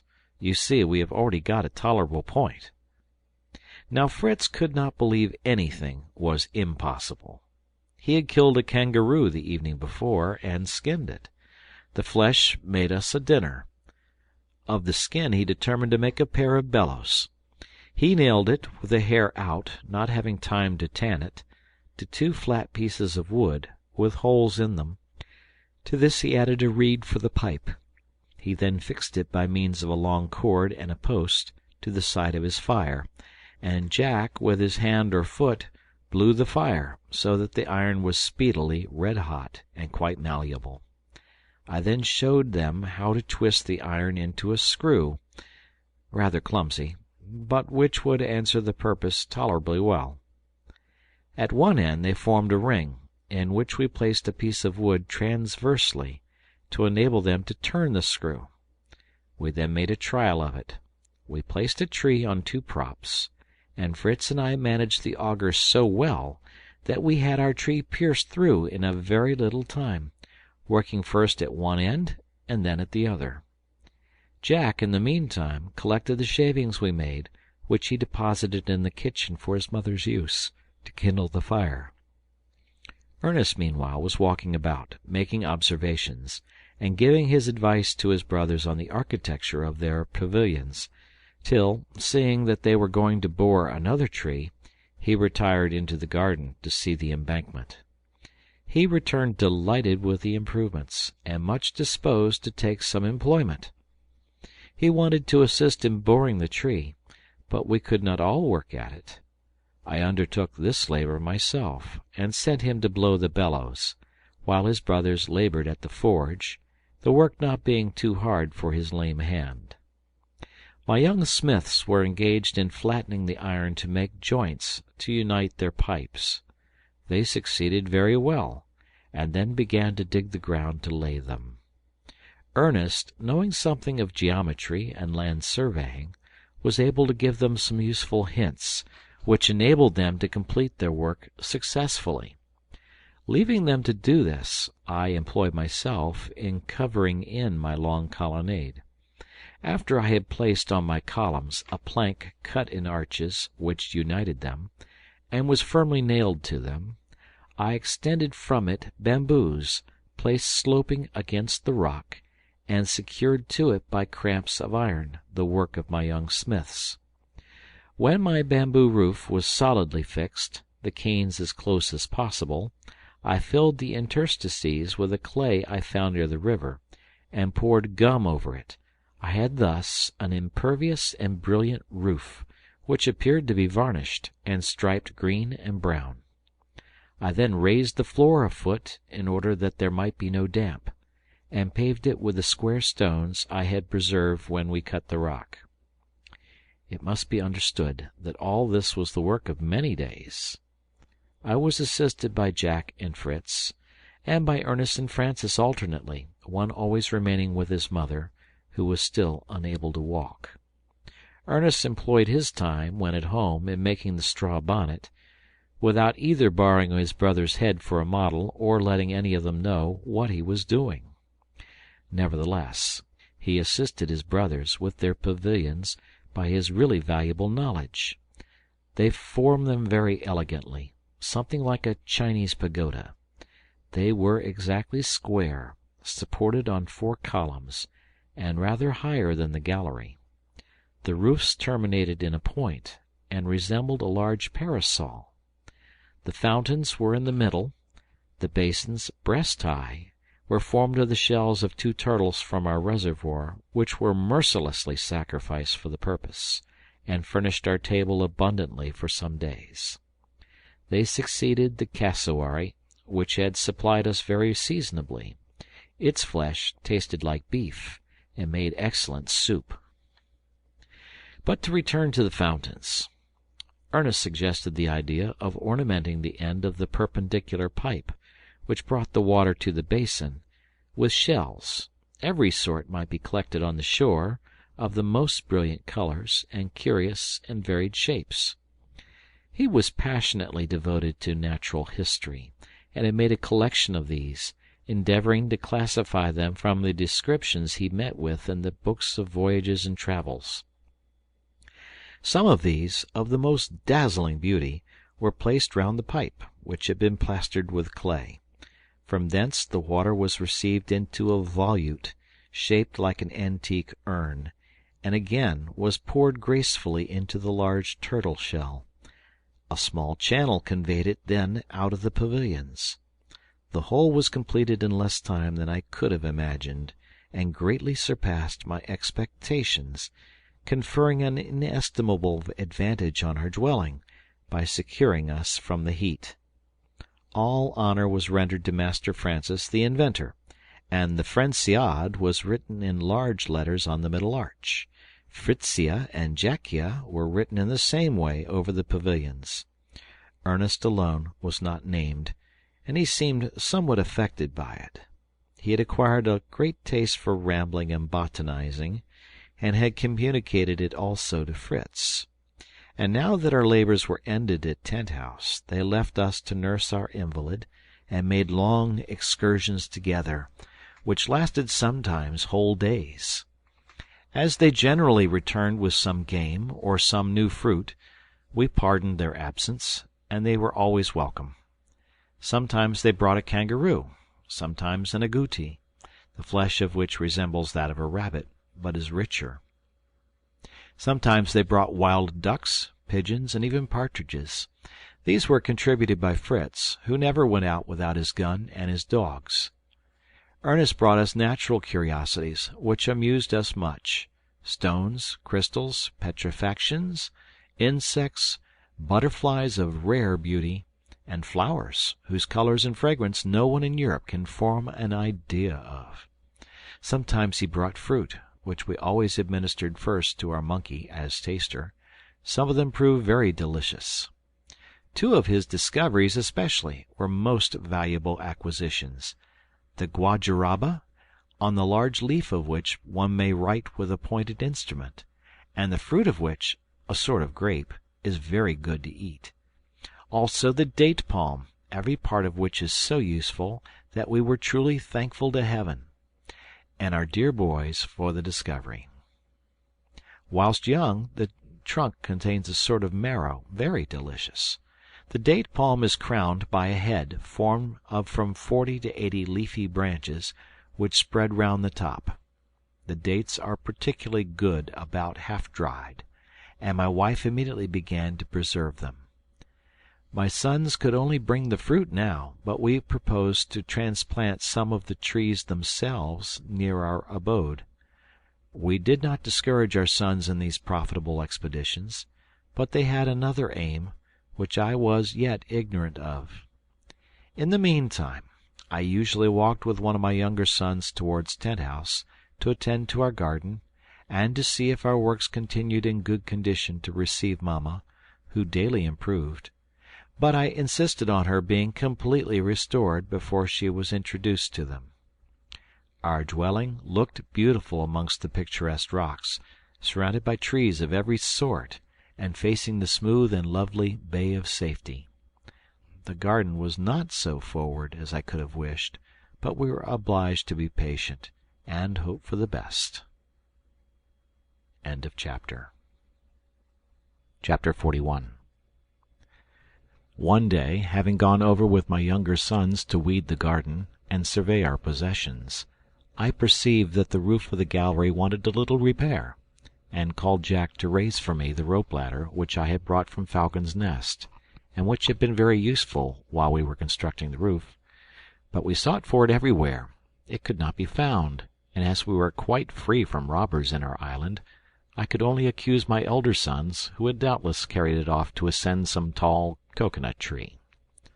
Obliged to be content, we walked into the garden by the foot of the rocks. Since our arrival, I had been somewhat uneasy at hearing a dull, continued noise, which appeared to proceed from this side. The forge we had passed, now extinguished, and our workmen were absent. Passing along close to the rocks, the noise became more distinct, and I was truly alarmed. Could it be an earthquake? Or perhaps it announced some volcanic explosion. I stopped before that part of the rock where the noise was loudest. The surface was firm and level, but from time to time blows and falling stones seemed to strike our ears. I was uncertain what to do. Curiosity prompted me to stay, but a sort of terror urged me to remove my child and myself.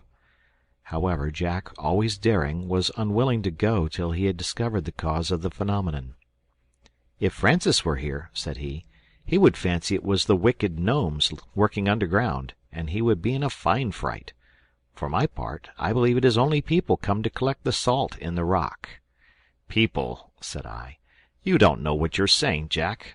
I could excuse Francis and his gnomes. It would be at least a poetic fancy, but yours is quite absurd. Where are the people to come from?" "What else can it be?" said he. "Hark! You may hear them strike the rock." "Be certain, however," said I, "there are no people." At that moment I distinctly heard human voices, speaking, laughing, and apparently clapping their hands. I could not distinguish any words. I was struck with a mortal terror, but Jack, whom nothing could alarm, clapped his hands also, with joy that he had guessed right. "What did I say, Papa? Was I not right? Are there not people within the rock? Friends, I hope." He was approaching the rock, when it appeared to me to be shaking. A stone soon fell down, then another. I seized hold of Jack to drag him away, lest he should be crushed by the fragments of rock. At that moment another stone fell, and we saw two heads appear through the opening, the heads of Fritz and Ernest. Judge of our surprise and joy. Jack was soon through the opening, and assisting his brothers to enlarge it. As soon as I could enter, I stepped in, and found myself in a real grotto of a round form, with a vaulted roof, divided by a narrow crevice which admitted the light and air. It was, however, better lighted by two large gourd lamps. I saw my long ladder of ropes suspended from the opening at the top, and thus comprehended how my sons had penetrated into this recess, which it was impossible to suspect the existence of from the outside. But how had they discovered it? And what were they making of it? These were my two questions. Ernest replied at once to the last.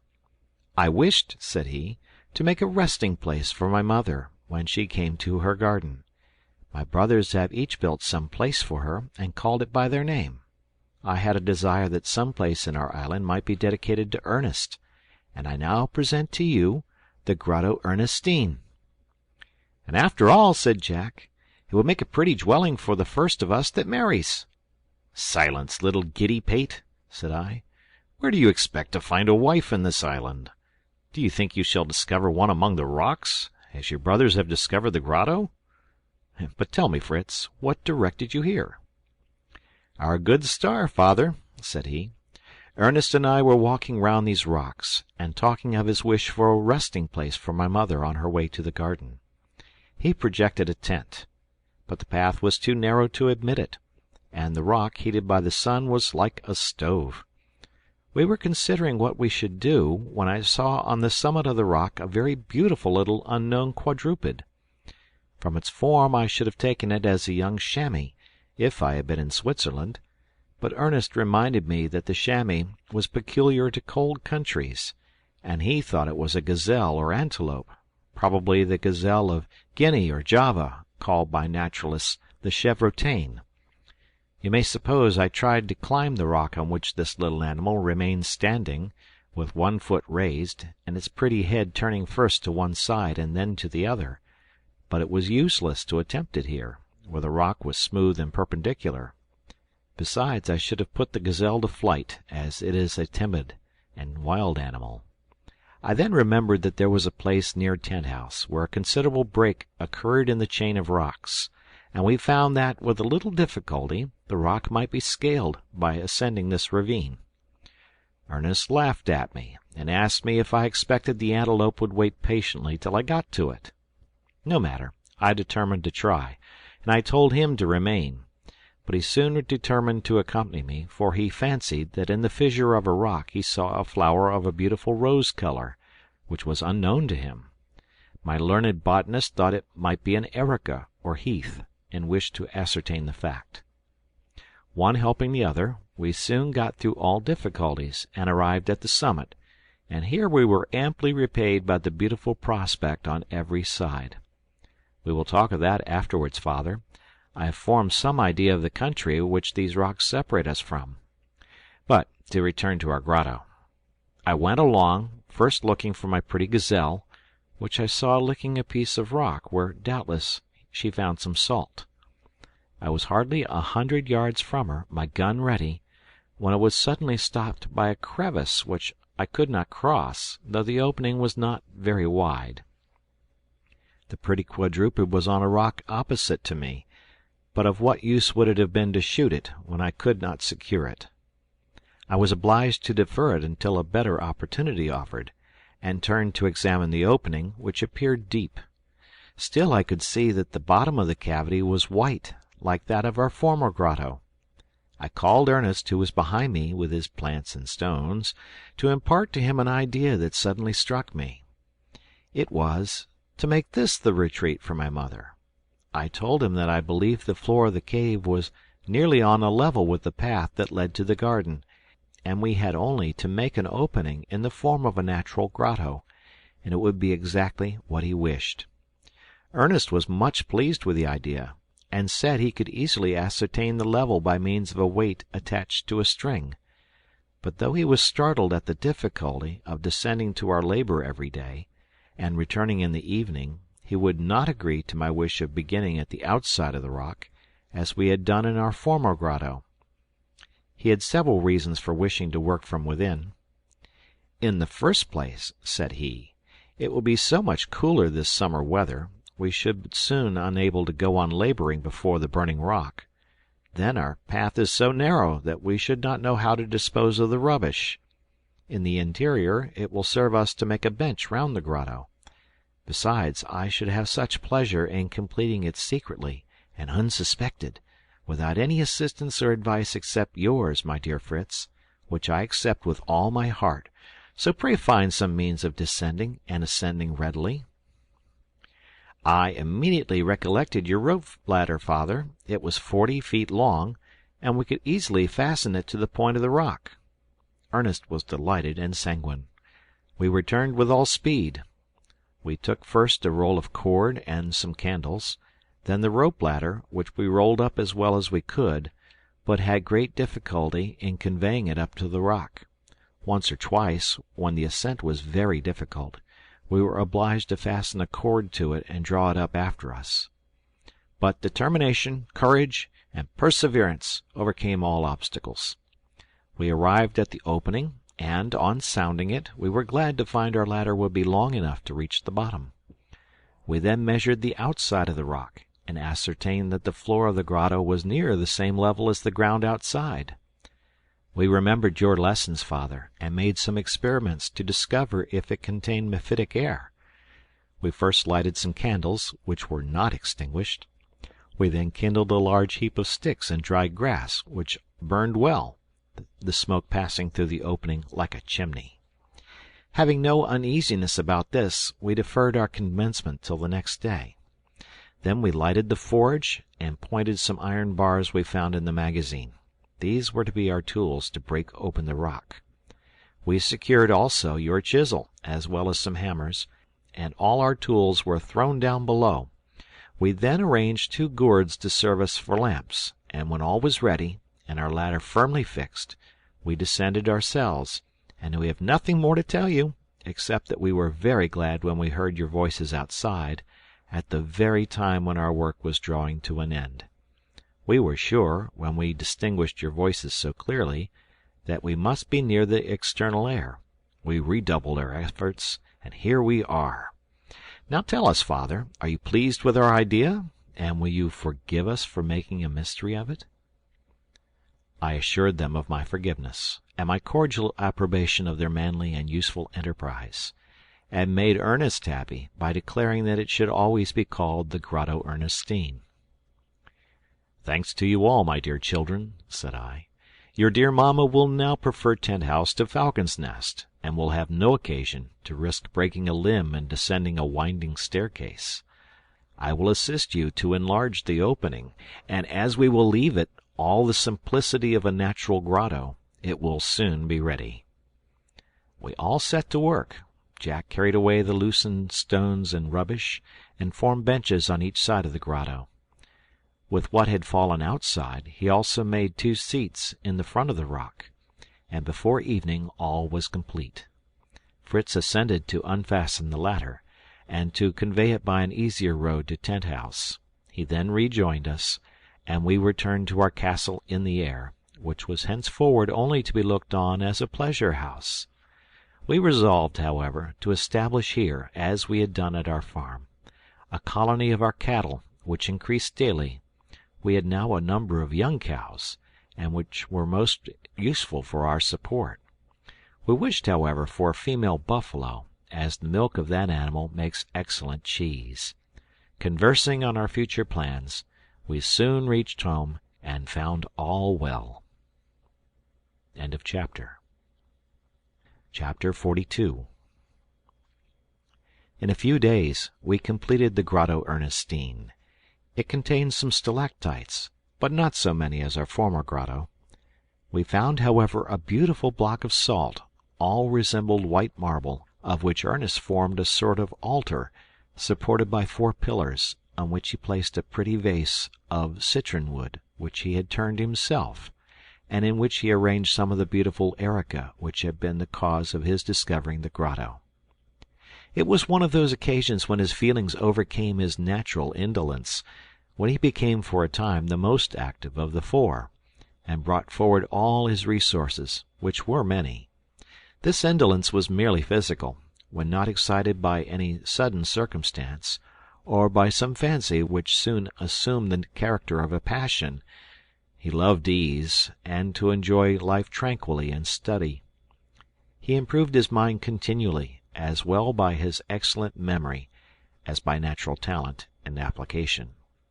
He reflected, made experiments, and was always successful. He had at last succeeded in making his mother a very pretty bonnet. He had also composed some verses which were intended to celebrate her visit to Tent House, and this joyful day being at last fixed, the boys all went over, the evening before, to make their preparations.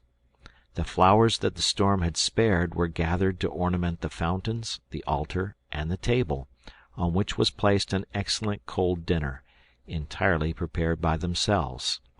Fritz supplied and roasted the game, a fine bustard, the flesh of which resembles a turkey, and a brace of partridges. Ernest brought pines, melons, and figs. Jack should have supplied the fish, but was able only to procure oysters, crabs, and turtles' eggs. Francis had the charge of the dessert, which consisted of a dish of strawberries, honeycomb, and the cream of the cocoanut.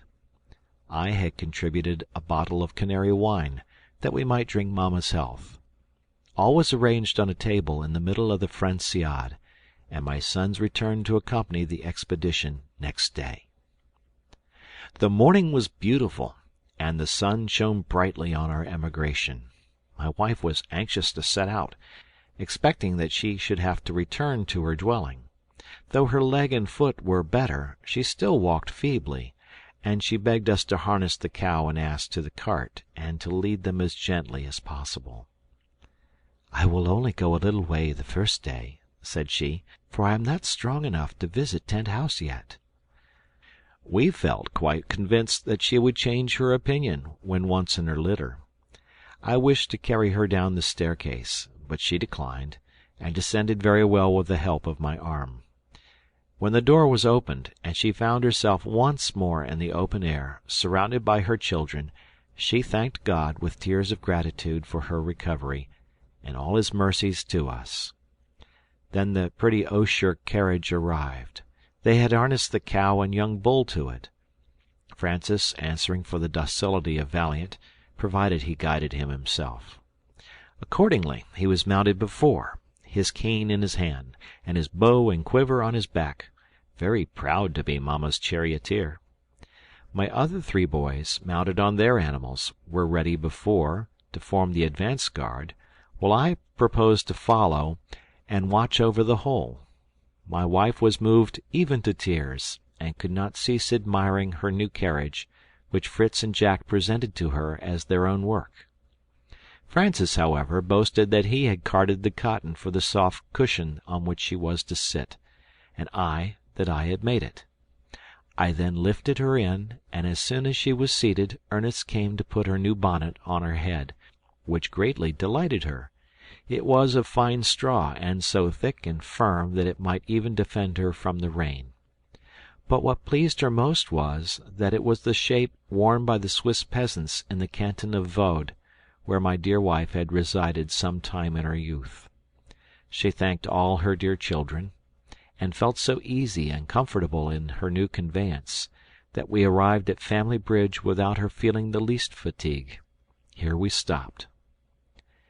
"Would you like to cross here, my dear?" said I. "And as we are very near, look in at your convenient tent house, where you will have no staircase to ascend, and we should like to know, too, if you approve of our management of your garden." "As you please," said she. "In fact, I am so comfortable in my carriage, that if it were necessary I could make the tour of the island. I should like to see my house again, but it will be so very hot at this season that we must not stay long." "But you must dine there, my dear mother," said Fritz. "It is too late to return to dinner at Falcon's Nest. Consider, too, the fatigue it would occasion you." "I would be very glad indeed, my dear," said she. "But what are we to dine on? We have prepared no provision, and I fear we shall all be hungry." "Oh, what matter," said Jack, "provided you dine with us? You must take your chance. I will go and get some oysters, that we may not die of hunger." And off he galloped on his buffalo. Fritz followed him, on some pretense, on Lightfoot. Mamma wished that she had brought a vessel to carry some water from the river, for she knew we could get none at Tent House. Francis reminded her we could milk the cow, and she was satisfied, and enjoyed her journey much. At last we arrived before the colonnade. My wife was dumb with wonder for some moments. "Where am I, and what do I see?" said she, when she could speak. "You see the Franciade, mamma," said her little boy. "This beautiful colonnade was my invention, to protect you from the heat. Stay, read what is written above. 'Francis to his dear mother. May this colonnade, which is called the Franciade, be to her a temple of happiness.' Now, mamma, lean on me, and come and see my brother's gifts, much better than mine." And he led her to Jack's pavilion, who was standing by the fountain. He held a shell in his hand, which he filled with water, and drank, saying, "To the health of the Queen of the island. May she have no more accidents, and live as long as her children. Long live Queen Elizabeth, and may she come every day to Jackia to drink her son Jack's health." I supported my wife, and was almost as much affected as herself. She wept and trembled with joy and surprise. Jack and Ernest then joined their hands, and carried her to the other pavilion, where Fritz was waiting to receive her, and the same scene of tenderness ensued.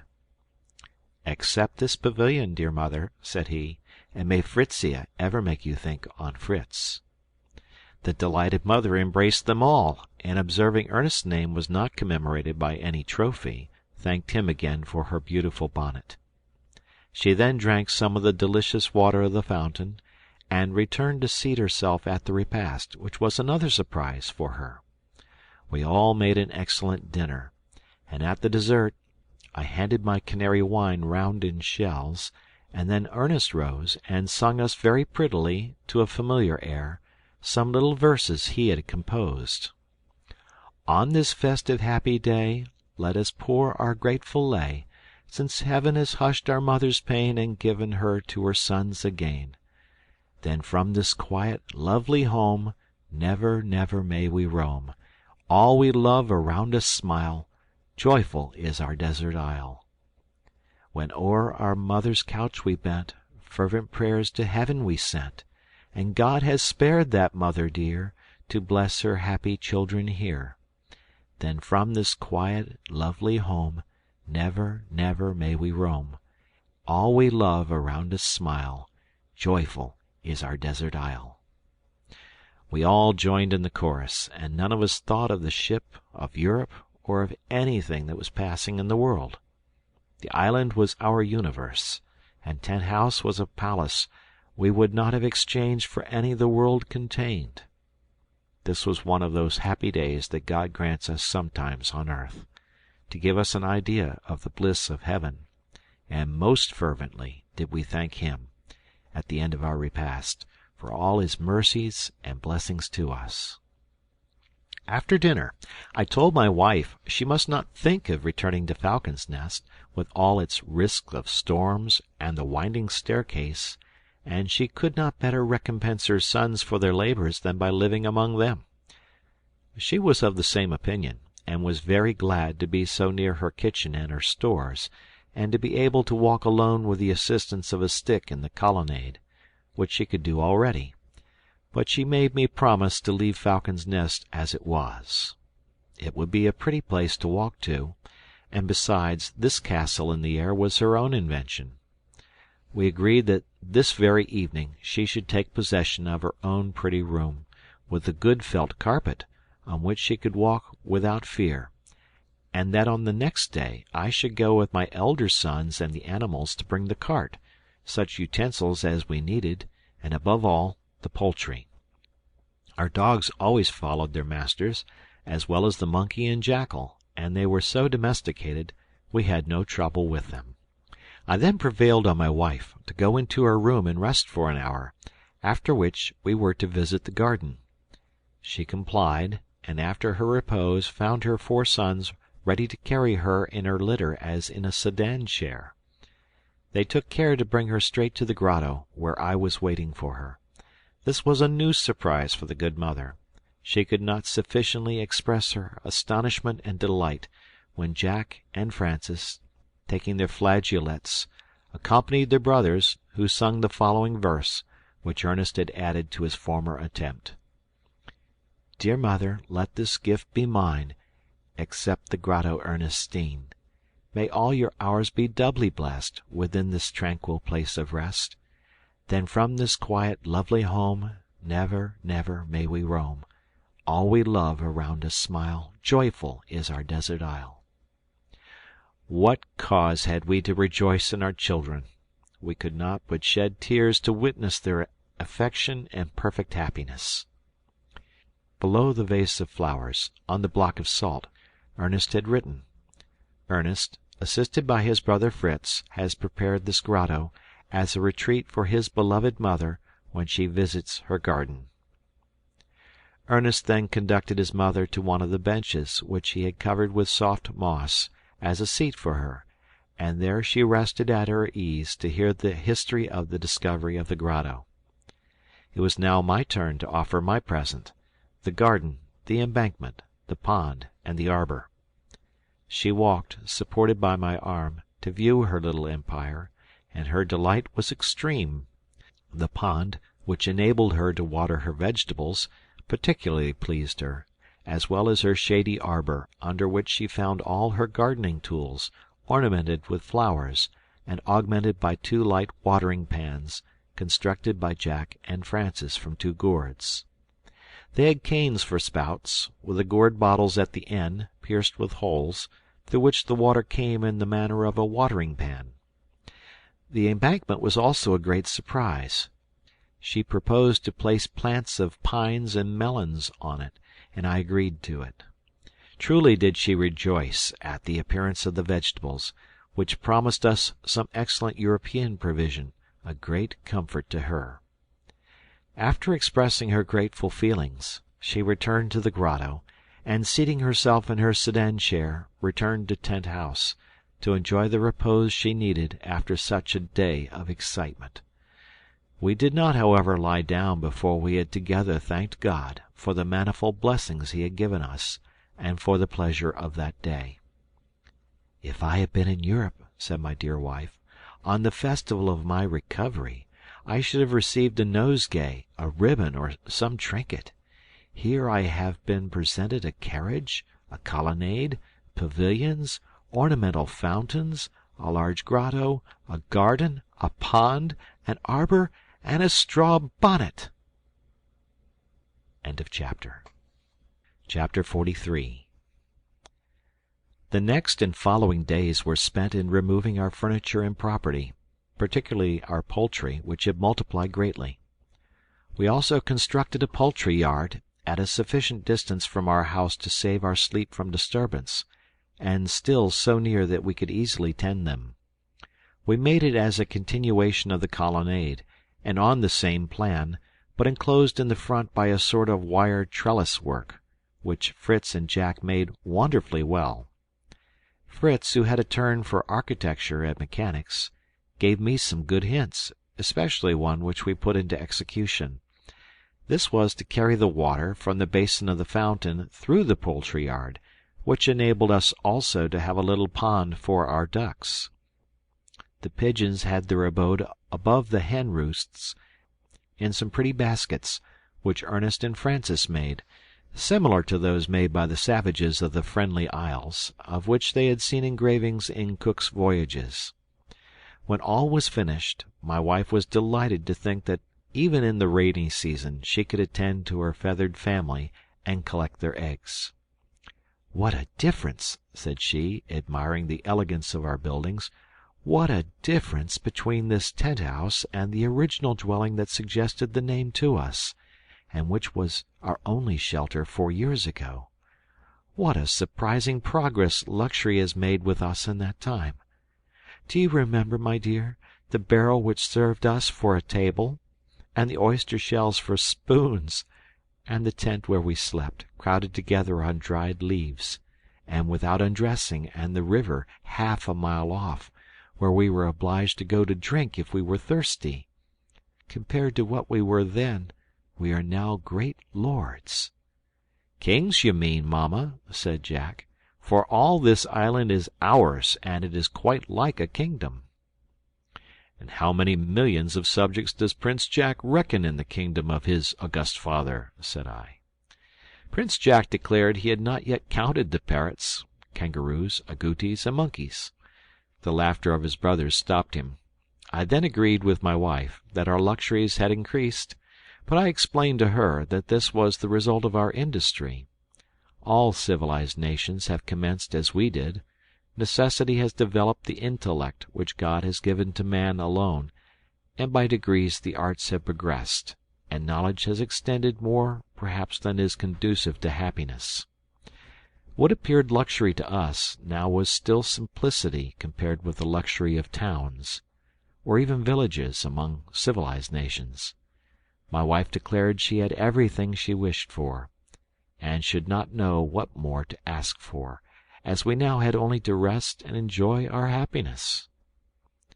I declared against spending our time in rest and indolence, as the sure means of ending our pleasure, and I well knew my dear wife was, like myself, an enemy to idleness, but she dreaded any more laborious undertakings.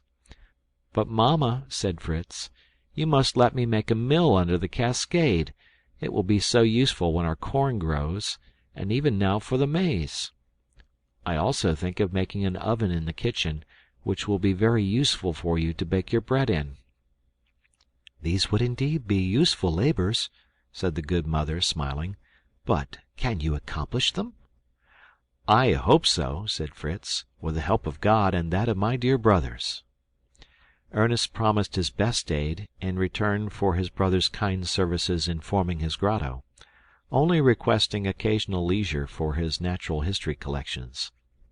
His mother did not see the utility of these collections, but, willing to indulge her kind and attentive Ernest, she offered, till she could walk well, to assist him in arranging and labelling his plants, which were yet in disorder, and he gratefully consented. In procuring her some paper for the purpose, of which I had brought a large quantity from the vessel, I brought out an unopened packet. amongst which was a piece of some fabric, neither paper nor stuff apparently. We examined it together, and at length remembered it was a piece of stuff made at Otaheite, which our captain had bought of a native at an island where we had touched on our voyage. Fritz appearing much interested in examining this cloth, Ernest said gravely, "I can teach you how to make it," and immediately bringing Cook's Voyages, where a detailed description is given, he proceeded to read it. Fritz was disappointed to find it could only be made of the bark of 3 trees. Of these our island produced only 1. These trees were the mulberry tree, the breadfruit, and the wild fig. We had the last in abundance, but of the 2 former we had not yet discovered a single plant. Fritz was not, however, discouraged. "They ought to be here," said he, "since they are found in all the South Sea islands. Perhaps we may find them on the other side of the rocks, where I saw some superb unknown trees from the height where we discovered the grotto. And who knows but I may find my pretty gazelle there again. The rogue can leap better than I can over those rocks. I had a great wish to descend them, but found it impossible. Some are very high and perpendicular. Others have overhanging summits.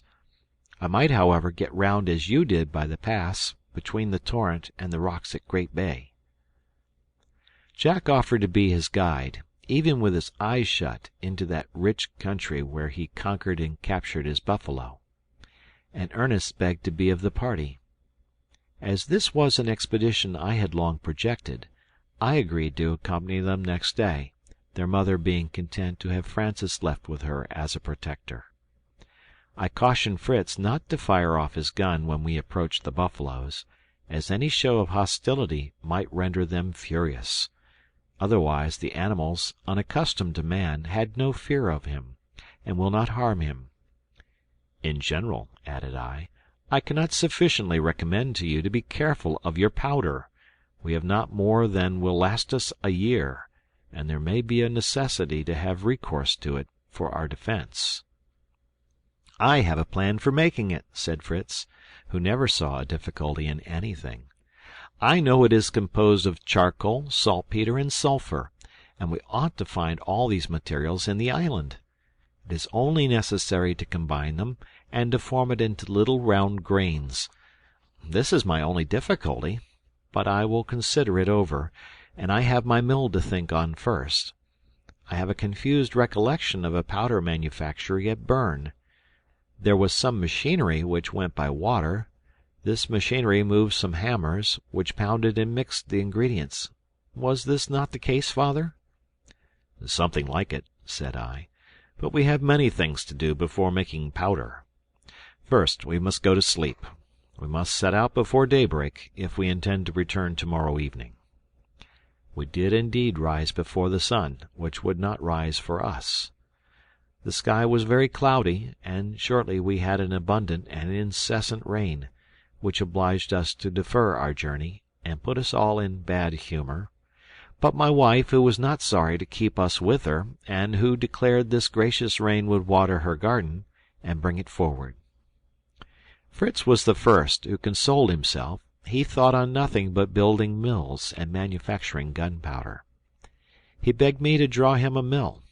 This was very easy, so far as regards the exterior, that is, the wheel and the waterfall that sets it in motion, but the interior, the disposition of the wheels, the stones to bruise the grain, the sieve or bolter to separate the flour from the bran, all this complicated machinery was difficult to explain, but he comprehended all, adding his usual expression, "I will try, and I will succeed." Not to lose any time, and to profit by this rainy day, he began by making sieves of different materials, which he fastened to a circle of pliant wood, and tried by passing through them the flour of the cassava. He made some with sailcloth, others with the hair of the onagra, which is very long and strong, and some of the fibres of bark. His mother admired his work, which he continued to improve more and more. She assured him the sieve would be sufficient for her. It was useless to have the trouble of building a mill. "But how shall we bruise the grain, mamma?" said he. "It would be tedious and hard work." "And you think there will be no hard work in building your mill?" said Jack. "I'm curious to see how you will contrive to form that huge stone, which is called the millstone." "You shall see," said Fritz. "Only find me the stone, and it shall soon be done. Do you think, father, that of our rock would be suitable?" I told him I thought it would be hard enough, but it would be difficult to cut from the rock a piece large enough for the purpose. He made his usual reply: "I will try. Ernest and Jack will assist me, and perhaps you, papa." I declared my willingness, but named him the master mason. We must only be his workmen. Francis was impatient to see the mill in operation. "Oh," said Jack, "you shall soon have that pleasure. It is a mere trifle. We only want stone, wood, tools, and science." At the word science, Ernest, who was reading in a corner without listening to us, raised his head suddenly, saying, "What science are you in need of?" "Of one you know nothing of, Mr. Philosopher," said Jack. "Come, tell us, do you know how to build a mill?" "A mill?" answered Ernest. "Of what description? There are many sorts. I was just looking in my dictionary for it. There are corn mills and powder mills, oil mills, wind mills, water mills, hand mills, and saw mills. Which do you want?" Fritz would have liked them all. "You remind me," said I, "that we brought from the vessel a hand mill and a saw mill, taken to pieces, to be sure, but numbered and labelled, so that they might easily be united. They should be in the magazine where you found the anvil and iron bars. I had forgotten them." "Let's go and examine them," said Fritz, lighting his lantern. "I shall get some ideas from them." "Rather," said his mother. "They will spare you the trouble of thinking and laboring." I sent them all four to seek these treasures, which, heaped in an obscure corner of the storeroom, had escaped my recollection. When we were alone, I seriously besought my wife not to oppose any occupations our children might plan, however they might seem beyond their power, the great point being to keep them continually occupied, so that no evil or dangerous fancies might fill their minds. "Let them," I said, "cut stone, fell trees, or dig fountains, and bless God that their thoughts are so innocently directed." She understood me, and promised not to discourage them, only fearing the excessive fatigue of these undertakings. Our boys returned from the magazine, delighted with what they had found, and loaded with work tools.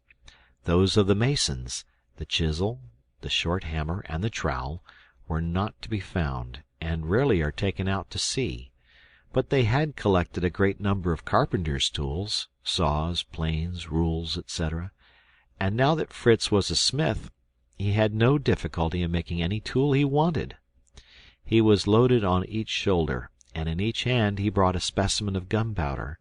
One sort was in good condition, and they had found a barrel of it. The other was much damaged by the water. Jack and Francis were also bending under the weight of various articles, among which I saw some pieces of the hand mill Fritz wished to examine. Ernest, always rather idle, came proudly on, with a leather belt across his shoulders, to which was suspended a large tin box for plants, and a leather portmanteau for stones, minerals, and shells.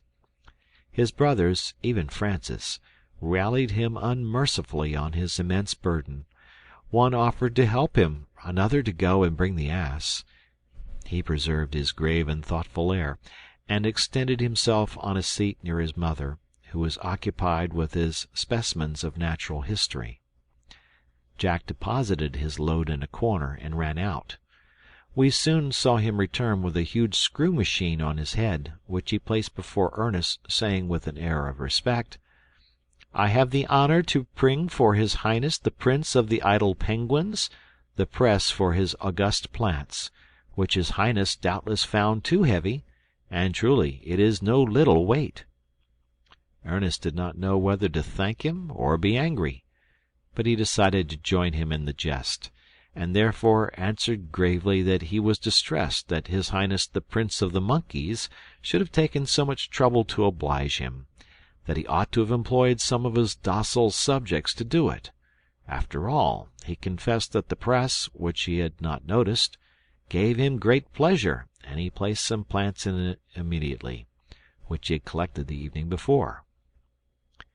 The rain ceasing for a short time, I went with Fritz and Jack to examine our embankment, and to open the sluices of the pond. We found all right, and our garden looking beautiful after the rain. On our return, we looked in at the Grotto Ernestine, which we found inundated from the opening above. We proposed to make a trench or a little channel to carry off the rain-water from it. We returned home and retired to bed in hopes of being able to set out next morning. We were, however, again disappointed, and for a longer period than we expected. The rain continued some days, and the country was again a complete lake. We had, however, no storm or wind, and our possessions did not suffer, so we resolved to wait patiently till the weather would permit us to go. My wife was delighted to be in her comfortable abode, and to have us round her. Neither did we waste the time. Ernest finished the arrangement of his collection with his mother and Francis. Fritz and Jack prepared the tools that they wanted in their great undertaking. The first attempt was to be a sawmill. In order to prepare the planks they wished, a very large saw, which they had found amongst the tools, would serve their purpose, but it was necessary to set it in motion by water, and here was the difficulty. Fritz made several models from the thin wood of our chests, and the wheels of our guns, but they were too small. In the meantime, the mind of my young mechanic was exercised, his ideas were enlarged and improved, and as this science was so necessary in our situation, I allowed him to go on with his experiments. Notwithstanding the rain, protected by my cloak, he went several times to the cascade to look out for a place where he should place his mills to the best advantage, and have a constant supply of water. Ernest assisted him by his advice, and promised his labor when it should be needed.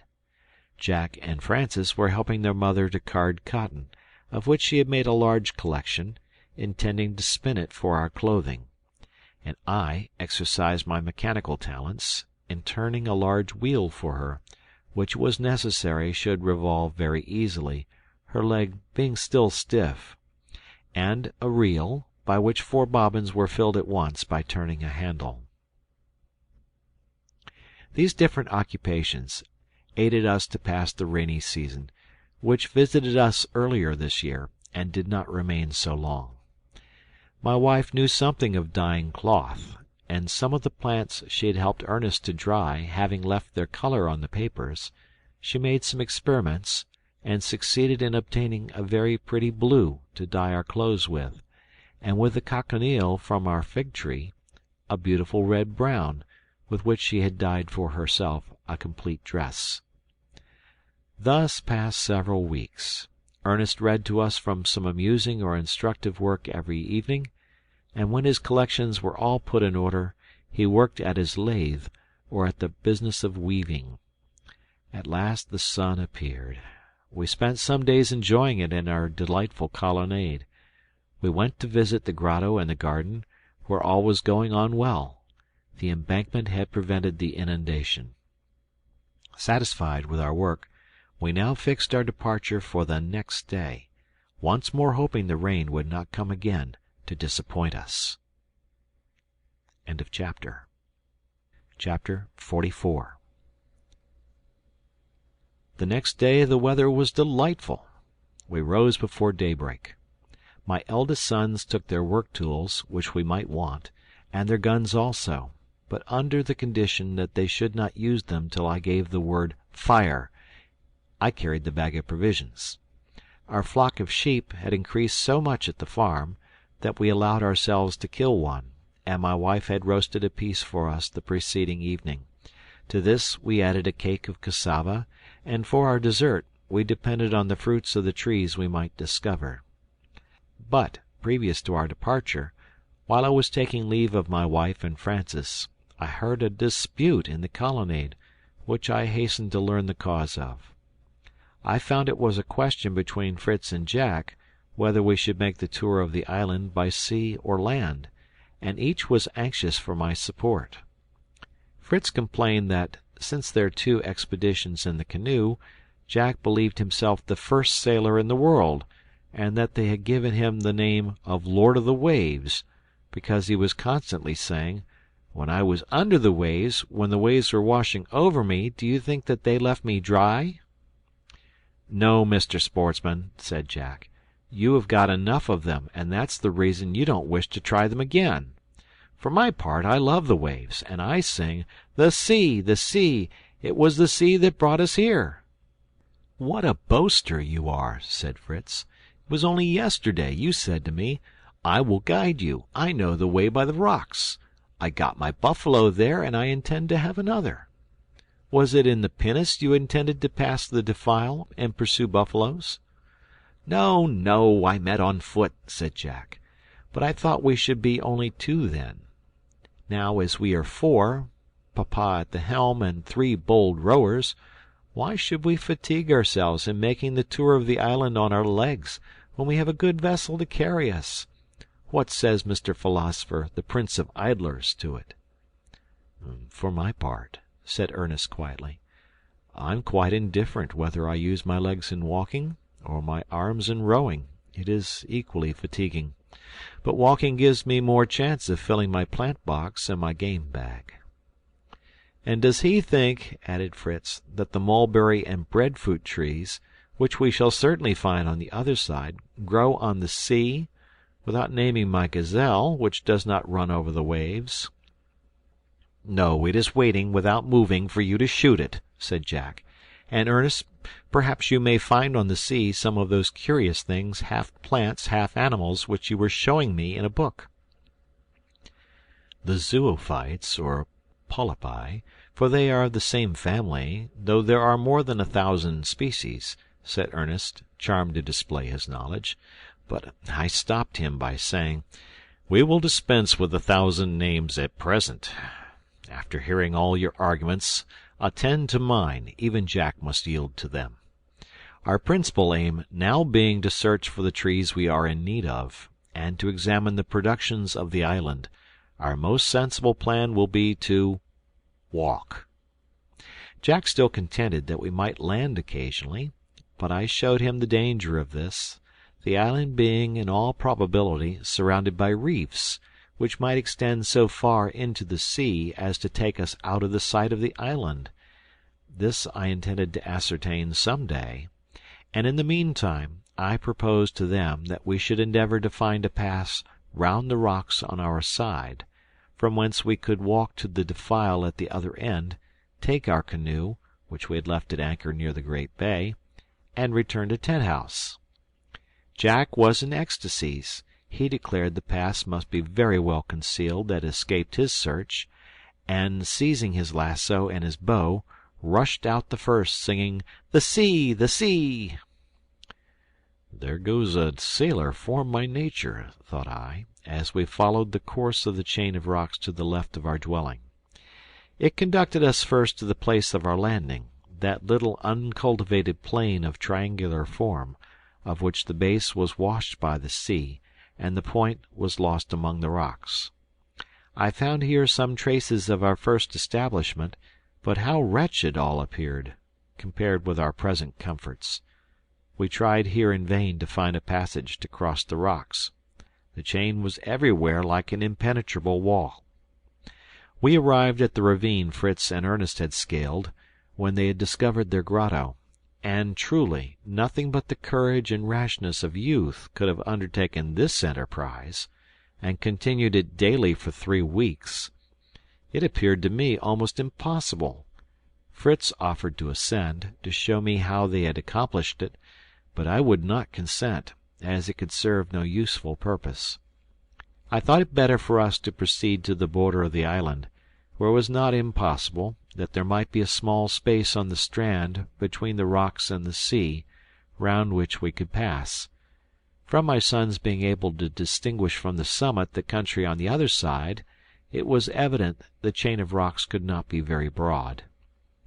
Suddenly Fritz struck his forehead, and seizing Ernest by the arm, "Brother," said he, "what fools we have been!" Ernest inquired what folly they had been guilty of. "Why did we not," said Fritz, "when we were working within our grotto, attempt to make the opening on the other side? We should not have had much difficulty, I am persuaded, and if our tools had not been sufficient, a little powder would have opened us a door on the other side.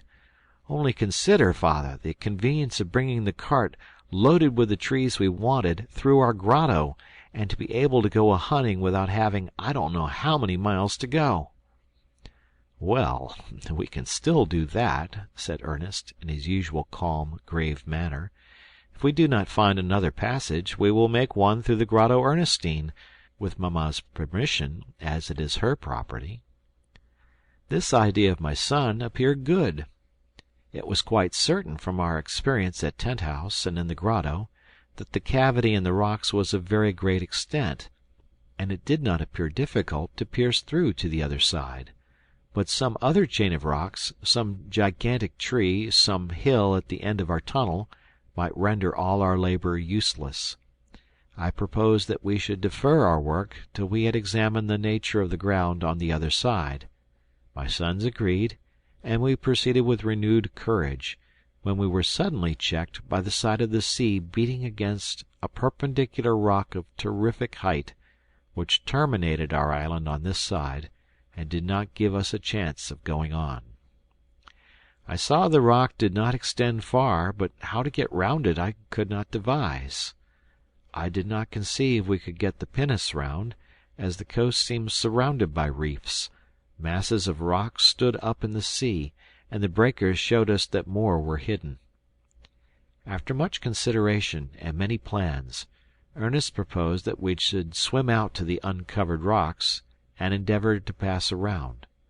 Fritz objected, on account of his arms and ammunition, but Ernest suggested that the powder should be secured in the pockets of his clothes, which he might carry on his head, holding his gun above the water. With some difficulty we arranged our encumbrances, and succeeded in reaching the range of outer rocks, without swimming, as the water was not above our shoulders. We rested here a while, and putting on some of our clothes, we commenced our rock over sharp stones, which wounded our feet. In many places, where the rocks lay low, we were up to the waist in the water. Ernest, the proposer of the plan, encouraged us, and led the way for some time, but at last he fell behind, and remained so long that I became alarmed, and, calling aloud, for I had lost sight of him, he answered me, and at last I discovered him stretched on the rock, endeavoring to separate a piece from it with his knife. "Father," said he, "I am now certain that this bed of rocks, over which we are walking, and which we fancied was formed of stone or flints, is nothing but the work of these remarkable zoophytes called coral insects, which form coral and many other extraordinary things. They can even make whole islands. Look at these little points and hollows, and these stars of every color and every form. I would give all the world to have a specimen of each kind." He succeeded in breaking off a piece, which was of a deep orange color inside. He collected also, and deposited in his bag, some other pieces of various forms and colors. These greatly enriched his collection, and idle as he was, he did not complain of any difficulty in obtaining them. He had given his gun to Jack, who had complained much of the ruggedness of our road. Our march was truly painful, and I repented more than once of having yielded to the idea. Besides the misery of walking along these shelly rocks, which presented points like the sharp teeth of a saw, tearing our shoes and even our skin, the sea in some of the lower places was so high as to bar our passage, and we were obliged, in the interval between two waves, to rush across with the water to our chins. We had some difficulty to avoid being carried away. I trembled especially for Jack. Though small and light, he preferred facing the wave to avoiding it. I was several times obliged to catch hold of him, and narrowly escaped destruction along with him. Happily, our march was not above half a mile, and we gained the shore at last without any serious accident, but much fatigued and footsore, and we made a resolution never more to cross the coral reefs. After dressing ourselves, resting, and taking a slight refreshment on the beach, we resumed our march more at our ease into the interior of the island. But though the long grass was not so sharp as the coral, it was almost as troublesome, twisting round our legs, and threatening to throw us down every step we took. Ernest, loaded with his bag of fragments of rock, coral, and zoophytes, had given his gun to Jack, and fearing an accident among the long grass, I thought it prudent to discharge it. In order to profit by it, I fired at a little quadruped about the size of a squirrel, and killed it. It appeared to me to be the animal called by naturalists the palm squirrel, because it climbs the cocoa and date palms, hooks itself by its tail, which is very long and flexible, to the upper branches, and feeds at pleasure on the fruit, of which it is very fond. We amused ourselves by details of the habits of this animal, occasionally separating to make more discoveries, but agreeing on a particular call, which was to assemble us when necessary, a precaution by no means useless, as it turned out. Fritz, with his head raised, went on examining all the trees, and occasionally giving a keen look after his gazelle. Ernest, stooping down, examined plants, insects, and occasionally pursuing rare and beautiful butterflies, was filling his bag and plant box with various curiosities.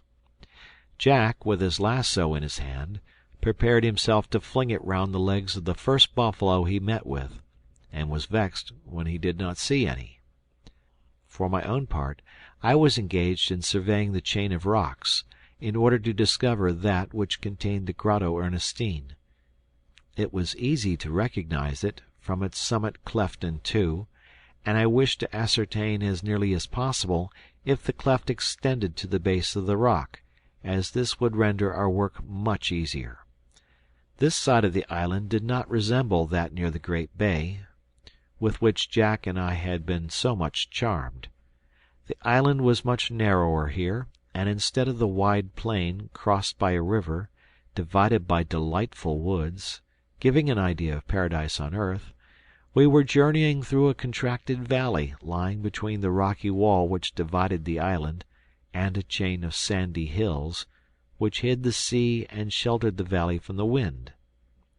Fritz and I ascended one of these hills, on which a few pines and broom were growing, and perceived beyond them a barren tract, stretching to the sea, where the coral reefs rose to the level of the water, and appeared to extend far into the sea. Any navigators, sailing along these shores, would pronounce the island inaccessible and entirely barren. This is not the fact. The grass is very thick, and the trees of noble growth. We found many unknown to us, some loaded with fruit. Also, several beautiful shrubs covered with flowers, the dwarf orange tree, the elegant melaleuca, the nutmeg tree, and the Bengal rose blending its flowers with the fragrant jasmine. I should never finish if I were to try and name all the plants found in this shady valley, which might be called the botanic garden of nature. Ernest was in ecstasies. He wished to carry away everything, but he did not know how to dispose of them.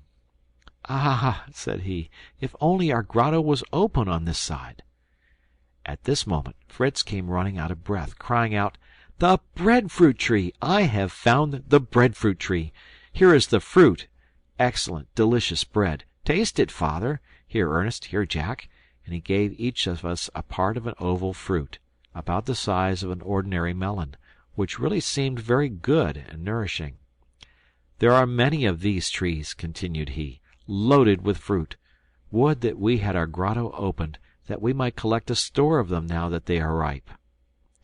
My boys pointed out to me exactly the situation of the grotto, judging from the rock above, and longed for their tools, that they might commence the opening directly. We proceeded to make our way through a border of trees and bushes that separated us from the rock, that we might examine it and judge of the difficulties of our undertaking. Jack preceded us as usual, after giving Ernest his gun. Fritz followed him, and suddenly turning to me said, "I believe kind nature has saved us much trouble. The rock appears to be divided from top to bottom. At the foot I see a sort of cave or grotto already made." At this moment Jack uttered a piercing cry, and came running to us, his lasso in his hand. "Two monstrous beasts!" cried he. "Help! Help!" We rushed forward, our guns ready, and saw at the entrance of the cave 2 large brown bears. The black bear, whose fur is much valued, is only found in cold and mountainous countries, but the brown prefers the south. It is a carnivorous animal, considered very ferocious. The black bear lives only on vegetables and honey. Of these, the one I judged to be the female seemed much irritated, uttering deep growls and furiously gnashing her teeth. As I knew something of these animals, having met with them in the Alps, I remembered having heard that a sharp whistling terrifies and checks them. I therefore whistled as long and loudly as I could, and immediately saw the female retire backwards into the cave, while the male, raising himself on his hind legs, stood quite still with his paws closed. My 2 elder sons fired into his breast. He fell down, but, being only wounded, turned furiously on us. I fired a 3rd shot at him and finished him. We then hastened to load our guns again, to be ready to receive his companion.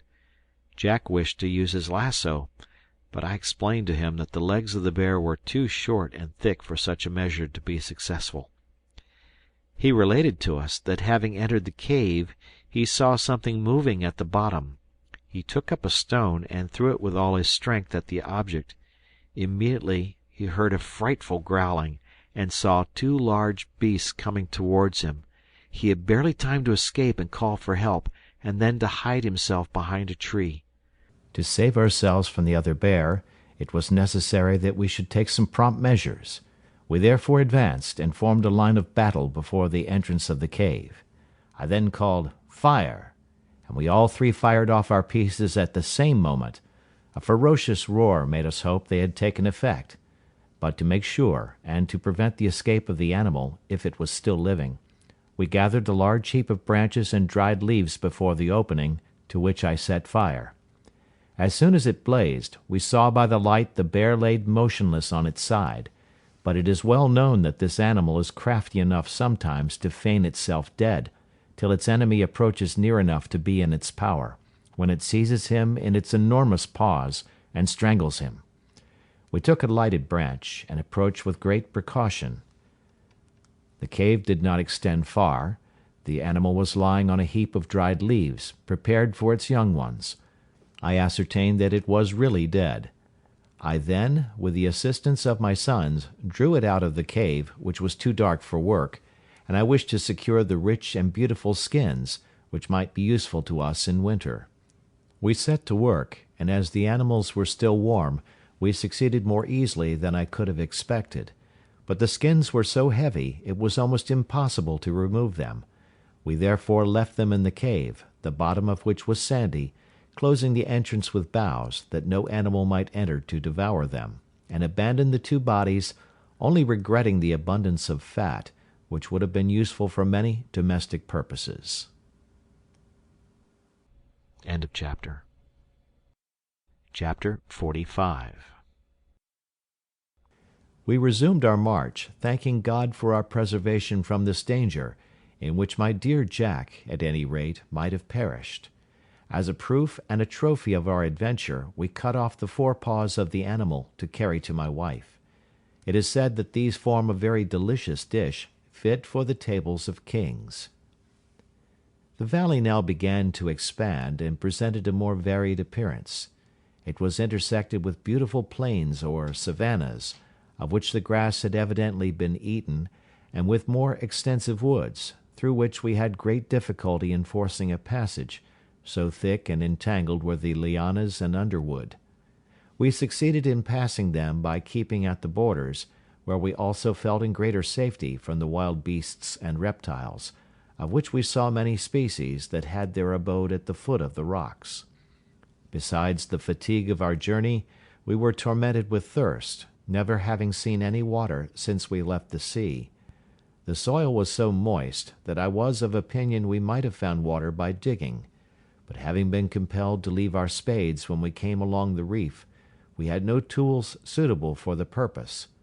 We were also impatient to wash ourselves, after the butchery of the bears, when, to our great satisfaction, we heard the murmur of waters, which I concluded was the river Jack and I had seen in our former expedition. He had frequently inquired about it, and we had foolishly thought it had extended along the whole valley, which could not be. It was a gentle stream, gushing from a perpendicular rock, which reminded me of the source of the river Orbe, in the canton of Vaud. It issued forth in its full width, rolling at first over a rocky bed, then forming a graceful bend, it took its course towards the great bay, and fell in a cascade into the sea. We remained some time here to fill our gourds, drinking moderately, and taking a bath, which refreshed us all greatly. The evening was approaching, and we began to fear we should not reach home before night. I had warned my wife that there was a possibility that we might be delayed, though I could not then anticipate the cause of our delay. We endeavored, however, by walking as quickly as we could, and resting no more, to reach our farm at any rate. We followed the course of the river, on the opposite shore of which rose a wide plain, where we saw the herd of buffaloes quietly grazing, ruminating, and drinking, without paying the slightest attention to us. We thought we distinguished some other quadrupeds amongst them, which Fritz was certain were zebras or onagras, but certainly not his dear gazelle, for which he had incessantly looked round. Jack was in despair that the river separated us from the buffaloes, so that he could not cast his lasso round the legs of one of them, as he had promised Ernest. He even wished to swim across the stream to have a hunt, but I forbade him, encouraging him to hope that perhaps a single buffalo might cross to our side, and throw itself in the way of his lasso. I was far from wishing such a thing myself, for we had no time to lose, nor any means to secure and lead it home, should we succeed in capturing one, not having any cords with us, and moreover intending to return from the bay in the canoe. When we arrived at the bay, the night, which comes on rapidly in equinoctial countries, had almost closed. We were scarcely able to see, without terror, the changes that the late storm had occasioned.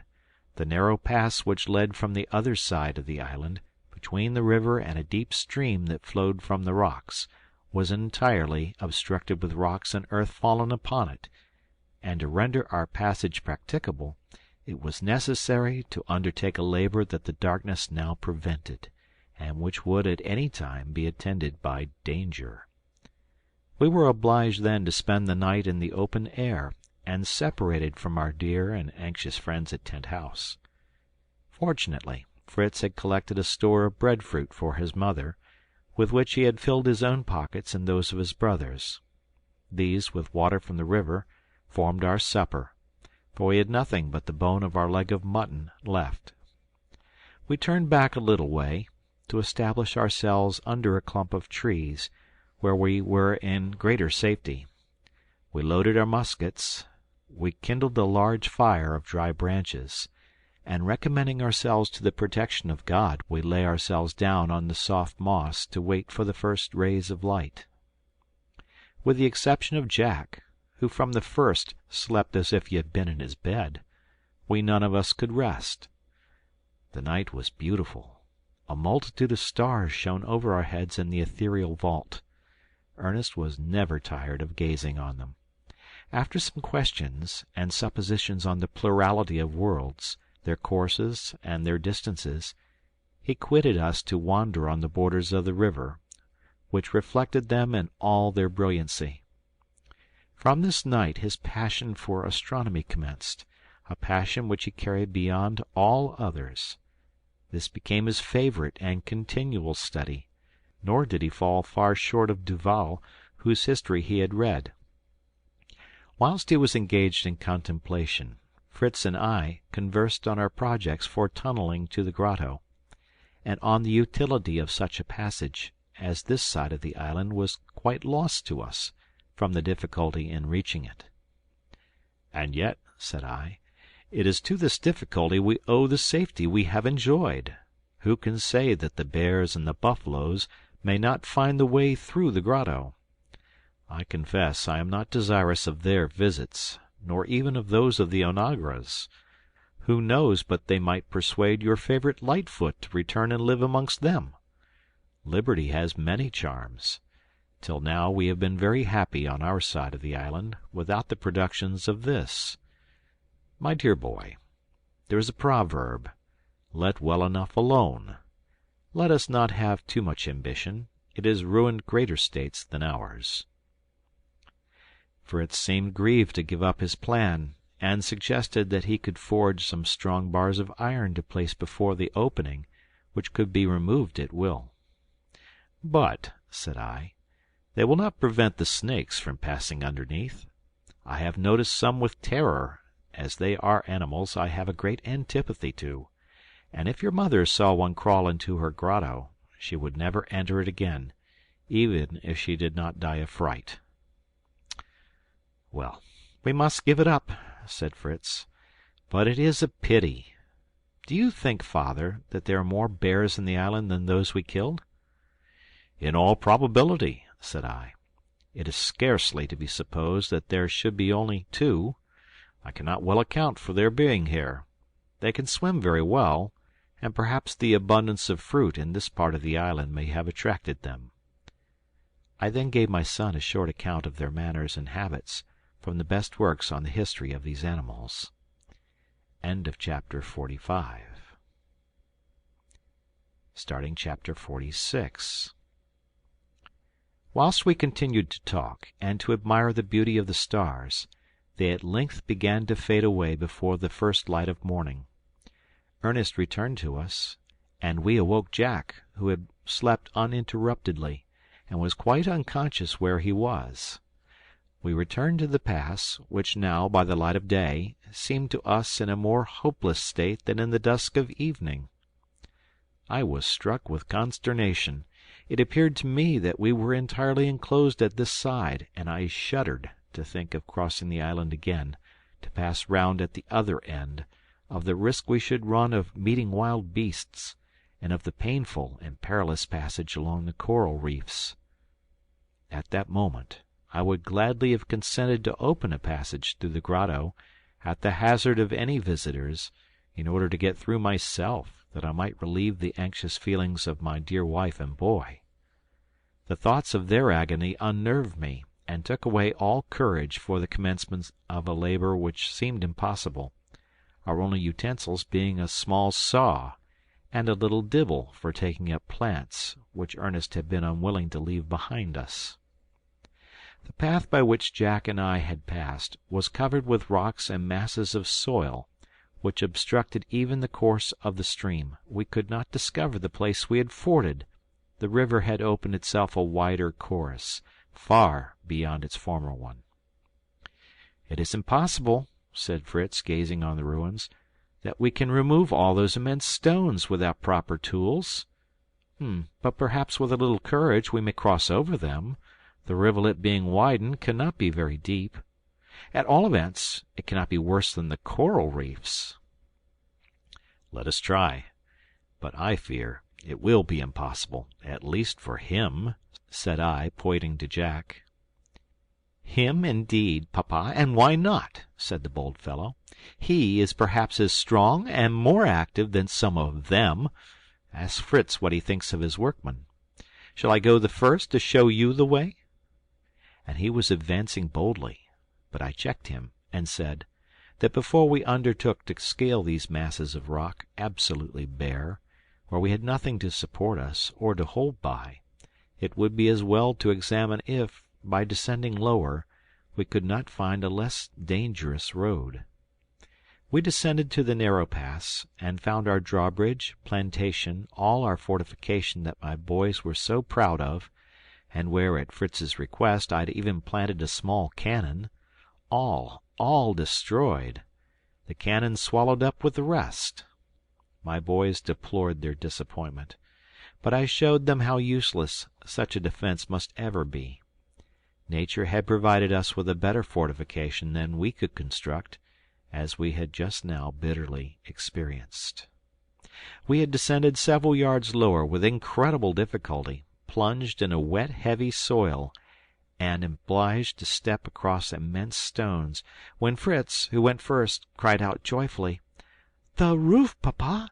The roof of our chalet! It is quite whole. It will be a bridge for us if we can only get to it." "What roof? What chalet?"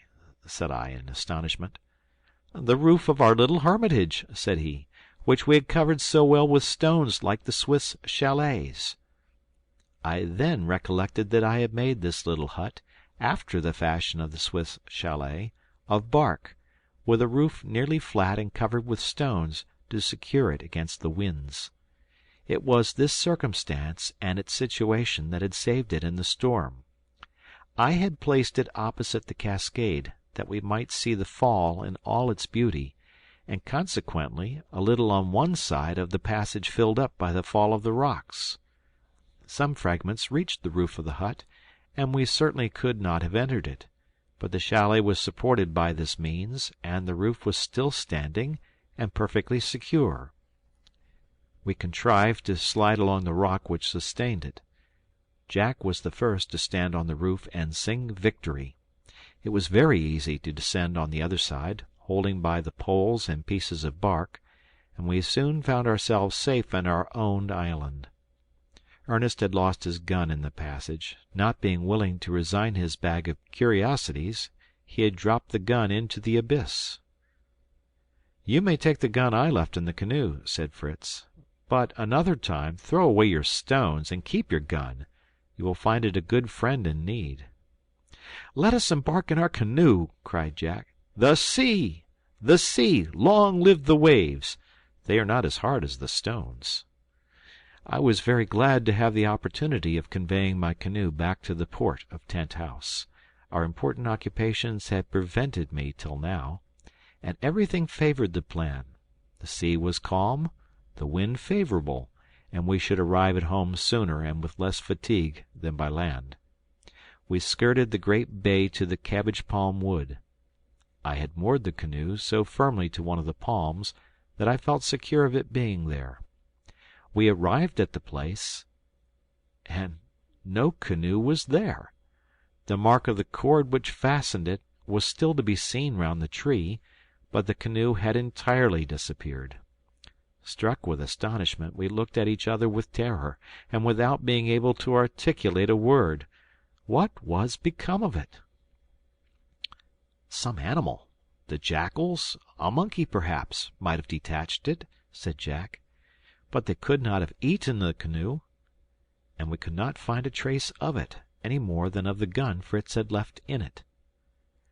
This extraordinary circumstance gave me a great deal of thought. Savages surely had landed on our island and carried off our canoe. We could no longer doubt it when we discovered on the sands the print of naked feet. It is easy to believe how uneasy and agitated I was. I hastened to take the road to Tent House, from which we were now more than 3 leagues distant. I forbade my sons to mention this event, or our suspicions, to their mother, as I knew it would rob her of all peace of mind. I tried to console myself. It was possible that chance had conducted them to the bay, that they had seen our pretty canoe, and that, satisfied with their prize, and seeing no inhabitants, they might not return. Perhaps, on the contrary, these islanders might prove kind and humane, and become our friends. There was no trace of their proceedings further than the shore. We called at the farm on purpose to examine. All appeared in order, and certainly, if they had reached here, there was much to tempt them: our cotton mattresses, our osier seats, and some household utensils that my wife had left here.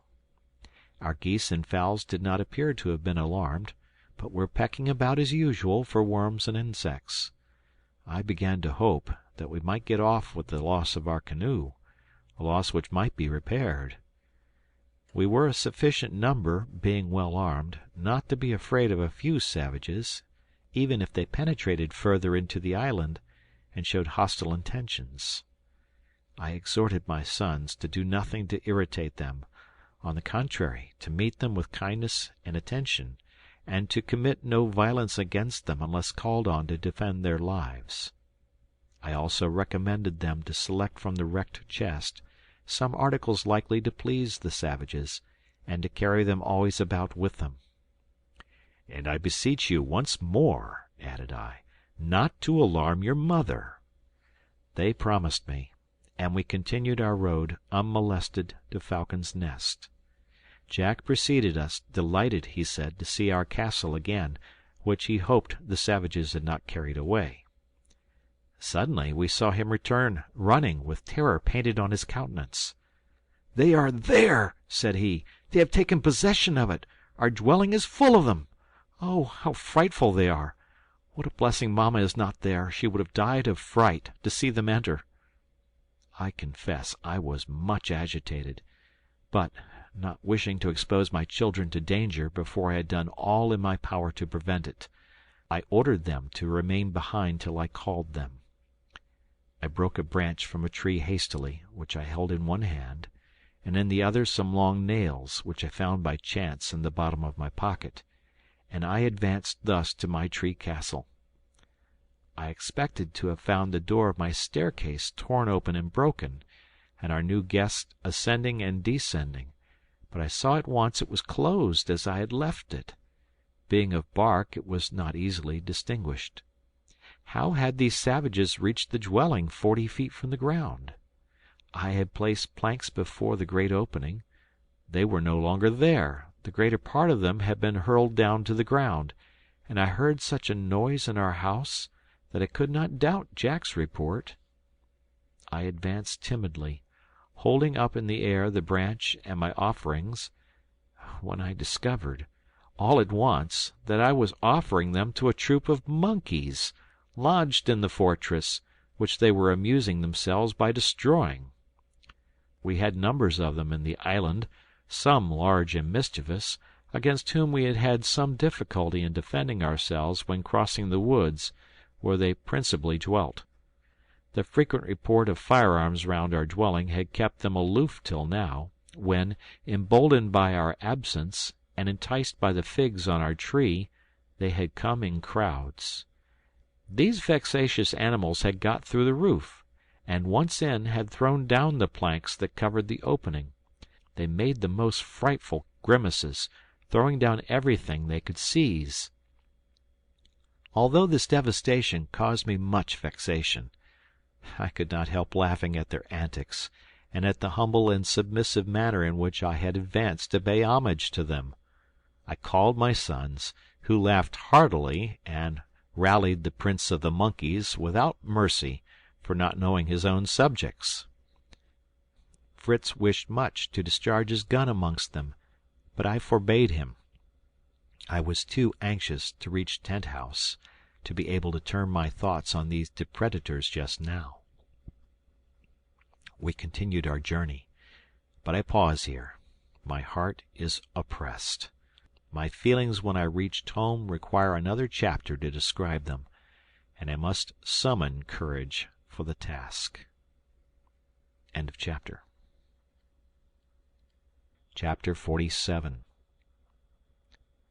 We soon arrived at Family Bridge, where I had some hopes of meeting Francis, and perhaps his mother, who was beginning to walk very well. But I was disappointed. They were not there. Yet I was not uneasy, for they were neither certain of the hour of our return, nor of the way we might take. I expected, however, to find them in the colonnade. They were not there. I hastily entered the house. I called aloud, "Elizabeth! Francis! Where are you?" No one answered. A mortal terror seized me, and for a moment I could not move. "They will be in the grotto," said Ernest. "Or in the garden," said Fritz. "Perhaps on the shore," cried Jack. "My mother likes to watch the waves, and Francis may be gathering shells." These were possibilities. My sons flew in all directions to search of their mother and brother. I found it impossible to move, and was obliged to sit down. I trembled, and my heart beat till I could scarcely breathe. I did not venture to dwell on the extent of my fears, or rather, I had no distinct notion of them. I tried to recover myself. I murmured, "Yes, at the grotto or the garden. They will return directly." Still I could not compose myself. I was overwhelmed with a sad presentiment of the misfortune which impended over me. It was but too soon realized. My sons returned in fear and consternation. They had no occasion to tell me the result of their search. I saw it at once, and sinking down motionless, I cried, "Alas! They are not there!" Jack returned the last, and in the most frightful state. He had been at the seashore, and throwing himself into my arms, he sobbed out, "The savages have been here, and carried away my mother and Francis. Perhaps they have devoured them. I have seen the marks of their horrible feet on the sands, and the print of dear Francis's boots." This account at once recalled me to strength and action. "Come, my children, let us fly to save them. God will pity our sorrow and assist us. He will restore them. Come, come!" They were ready in a moment. But a distracting thought seized me. Had they carried off the pinnace? If so, every hope was gone. Jack, in his distress, had never thought of remarking this, but the instant I named it, Fritz and he ran to ascertain the important circumstance, Ernest, in the meantime, supporting me and endeavouring to calm me. "Perhaps," said he, "they are still in the island. Perhaps they may have fled to hide themselves in some wood or amongst the reeds.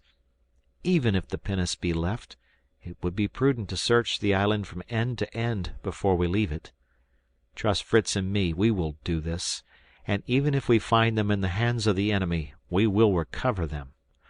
Whilst we are off on this expedition, you can be preparing for our voyage, and we will search the world from one end to the other, every country and every sea, but we will find them, and we shall succeed. Let us put our whole trust in God. He is our Father. He will not try us beyond our strength." I embraced my child, and a flood of tears relieved my overcharged heart. My eyes and hands were raised to heaven. My silent prayers winged their flight to the Almighty, to Him who tries us and consoles us. A ray of hope seemed to visit my mind, when I heard my boys cry out as they approached, "The pinnace is here! They have not carried that away!" I fervently thanked God. It was a kind of miracle, for this pretty vessel was more tempting than the canoe. Perhaps, as it was hidden in a little creek between the rocks, it had escaped their observation. Perhaps they might not know how to manage it, or they might not be numerous enough. No matter, it was there, and might be the means of our recovering the beloved objects these barbarians had torn from us. How gracious is God to give us hope to sustain us in our afflictions! Without hope we could not live. It restores and revives us, and even if never realized below, accompanies us to the end of our life and beyond the grave. I imparted to my eldest son the idea of his brother, that they might be concealed in some part of the island, but I dared not rely on this sweet hope. Finally, as we ought not to run the risk of abandoning them, if they were still here, and perhaps in the power of the savages, I consented that my 2 eldest sons should go to ascertain the fact. Besides, however impatient I was, I felt that a voyage such as we were undertaking into unknown seas might be of long duration, and it was necessary to make some preparations.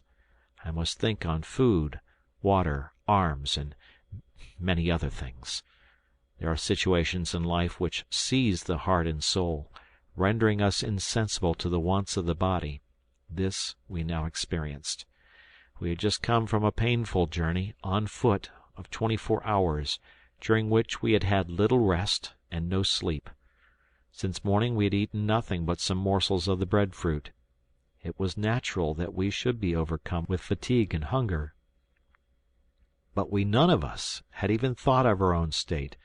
We were supported, if I may use the expression, by our despair.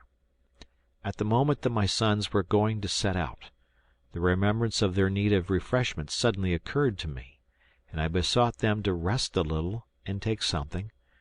But they were too much agitated to consent.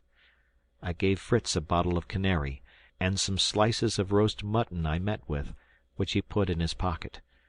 They had each a loaded musket, and they set out, taking the road along the rocks, where the most hidden retreats and most impenetrable woods lay.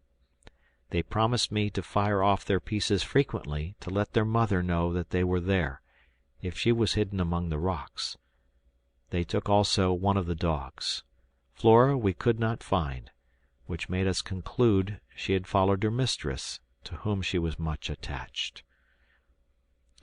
As soon as my eldest sons had left us, I made Jack conduct me to the shore where he had seen the footmarks, that I might examine them, to judge of their number and direction. I found many very distinct, but so mingled I could come to no positive conclusion. Some were near the sea, with the foot pointing to the shore, and amongst these Jack thought he could distinguish the boot mark of Francis. My wife wore very light boots also, which I had made for her. They rendered stockings unnecessary, and strengthened her ankles.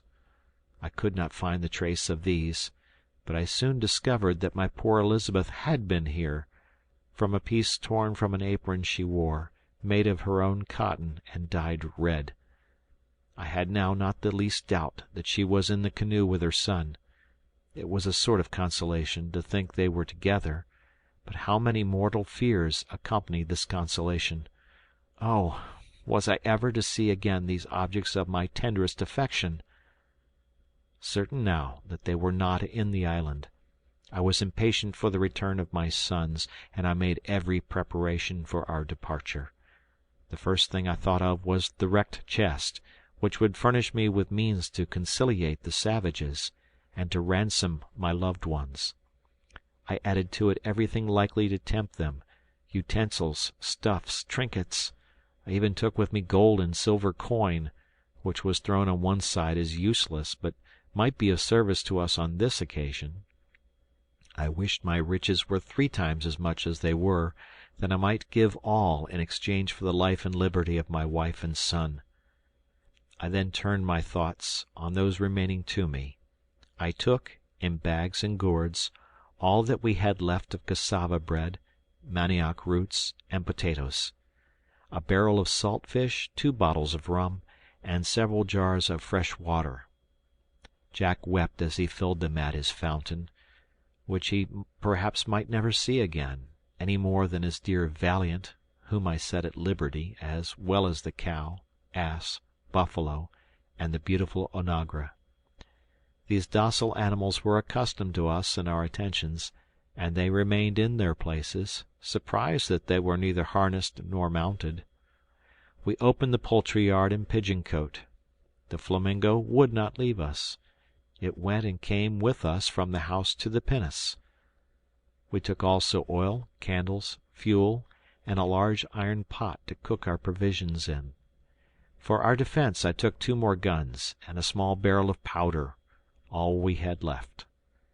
I added besides some changes of linen, not forgetting some for my dear wife, which I hoped might be needed. The time fled rapidly while we were thus employed. Night came on, and my sons returned not. My grief was inconceivable. The island was so large and woody that they might have lost themselves, or that savages might have returned and encountered them. After 20 hours of frightful terror, I heard the report of a gun. Alas, only 1 report! It was the signal agreed on if they returned alone, 2 if they brought their mother, 3 if Francis also accompanied them. But I expected they would return alone, and I was still grateful. I ran to meet them. They were overcome with fatigue and vexation. They begged to set out immediately, not to lose one precious moment. They were now sure the island did not contain those they lamented, and they hoped I would not return without discovering them, for what would the island be to us without our loved ones? Fritz, at that moment, saw his dear Lightfoot capering round him, and could not help sighing as he caressed him and took leave of him. "May I find thee here," said he, "where I leave thee in such sorrow, and I will bring back thy young master," added he, turning to the bull, who was also approaching him. He then begged me again to set out, as the moon was just rising in all her majesty. "The Queen of Night," said Ernest, "will guide us to the Queen of our island, who is perhaps now looking up to her and calling on us to help her." "Most assuredly," said I, "she is thinking on us. But it is on God she is calling for help. Let us join her in prayer, my dear children, for herself and our dear Francis." They fell on their knees with me, and I uttered the most fervent and earnest prayer that ever human heart poured forth, and I rose with confidence that our prayers were heard. I proceeded with new courage to the creek that contained our pinnace, where Jack arranged all we had brought. We rowed out of the creek, and when we were in the bay, we held a council to consider on which side we were to commence our search. I thought of returning to the great bay, from whence our canoe had been taken.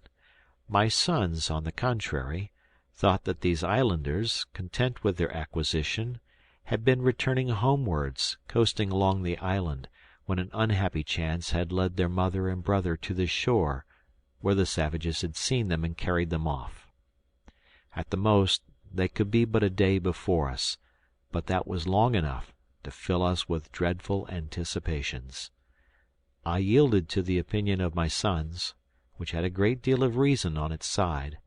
Besides, the wind was favorable in that direction, and abandoning ourselves in full confidence to Almighty God, we spread our sails, and were soon in the open sea. End of chapter. Chapter 48. A gentle wind swelled our sails, and the current carried us rapidly into the open sea. I then seated myself at the helm, and employed the little knowledge I had gained during our voyage from Europe in directing our bark, so that we might avoid the rocks and coral banks that surrounded our island. My two oldest sons, overcome with fatigue, had no sooner seated themselves on a bench than they fell into a profound sleep, notwithstanding their sorrows. Jack held out the best. His love of the sea kept him awake, and I surrendered the helm to him till I took a momentary slumber, my head resting against the stern. A happy dream placed me in the midst of my family in our dear island, but a shout from Ernest woke me. He was calling on Jack to leave the helm, as he was contriving to run the vessel among the breakers on the coast. I seized the helm, and soon set all right, determined not to trust my giddy son again. Jack, of all my sons, was the one who evinced most taste for the sea, but being so young when we made our voyage, his knowledge of nautical affairs was very scanty. My elder sons had learnt more. Ernest, who had a great thirst for knowledge of every kind, had questioned the pilot on all he had seen him do. He had learned a great deal in theory, but of practical knowledge he had none. The mechanical genius of Fritz had drawn conclusions from what he saw. This would have induced me to place much trust in him in case of that danger which I prayed Heaven might be averted. What a situation was mine for a father! Wandering through unknown and dangerous seas with my three sons, my only hope, in search of a fourth and of my beloved helpmate, utterly ignorant which way we should direct our course, or where to find a trace of those we sought.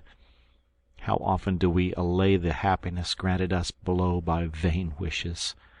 I had at one time regretted that we had no means of leaving our island. Now we had left it, and our sole wish was to recover those we had lost, to bring them back to it, and never to leave it more. I sometimes regretted that I had led my sons into this danger. I might have ventured alone, but I reflected that I could not have left them, for Fritz had said, if the savages had carried off the pinnace, I would have swum from isle to isle till I had found them. My boys all endeavoured to encourage and console me. Fritz placed himself at the rudder, observing that the pinnace was new and well built, and likely to resist a tempest. Ernest stood on the deck, silently watching the stars, only breaking his silence by telling me he should be able by them to supply the want of the compass, and point out how we should direct our course.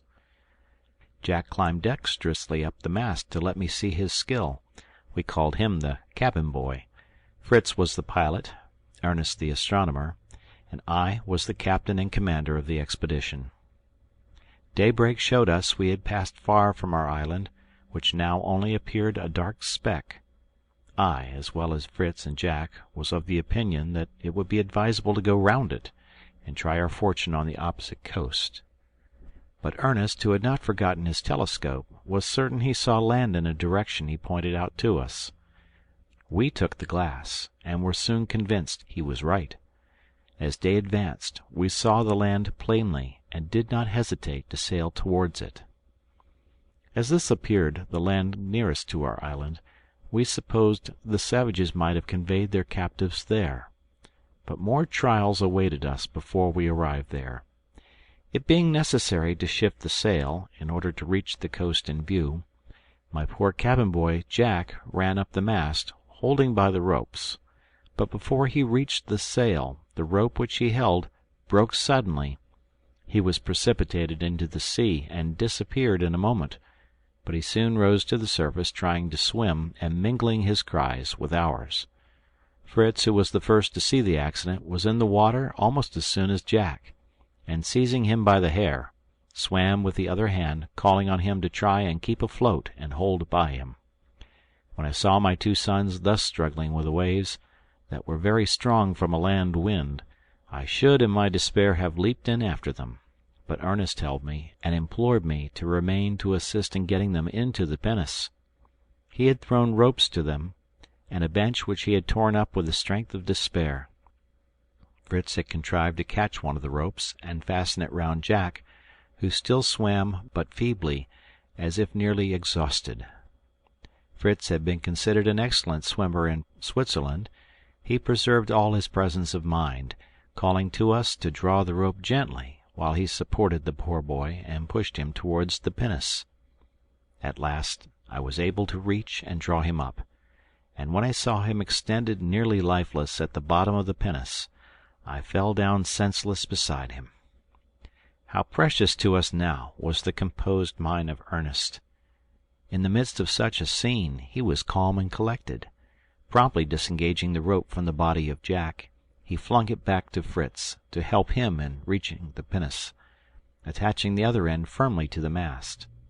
This done, quicker than I can write it, he approached us, raised his brother so that he might relieve himself from the quantity of water he had swallowed, then turning to me, restored me to my senses by administering to me some drops of rum, and by saying, "Courage, father, you have saved Jack, and I will save Fritz.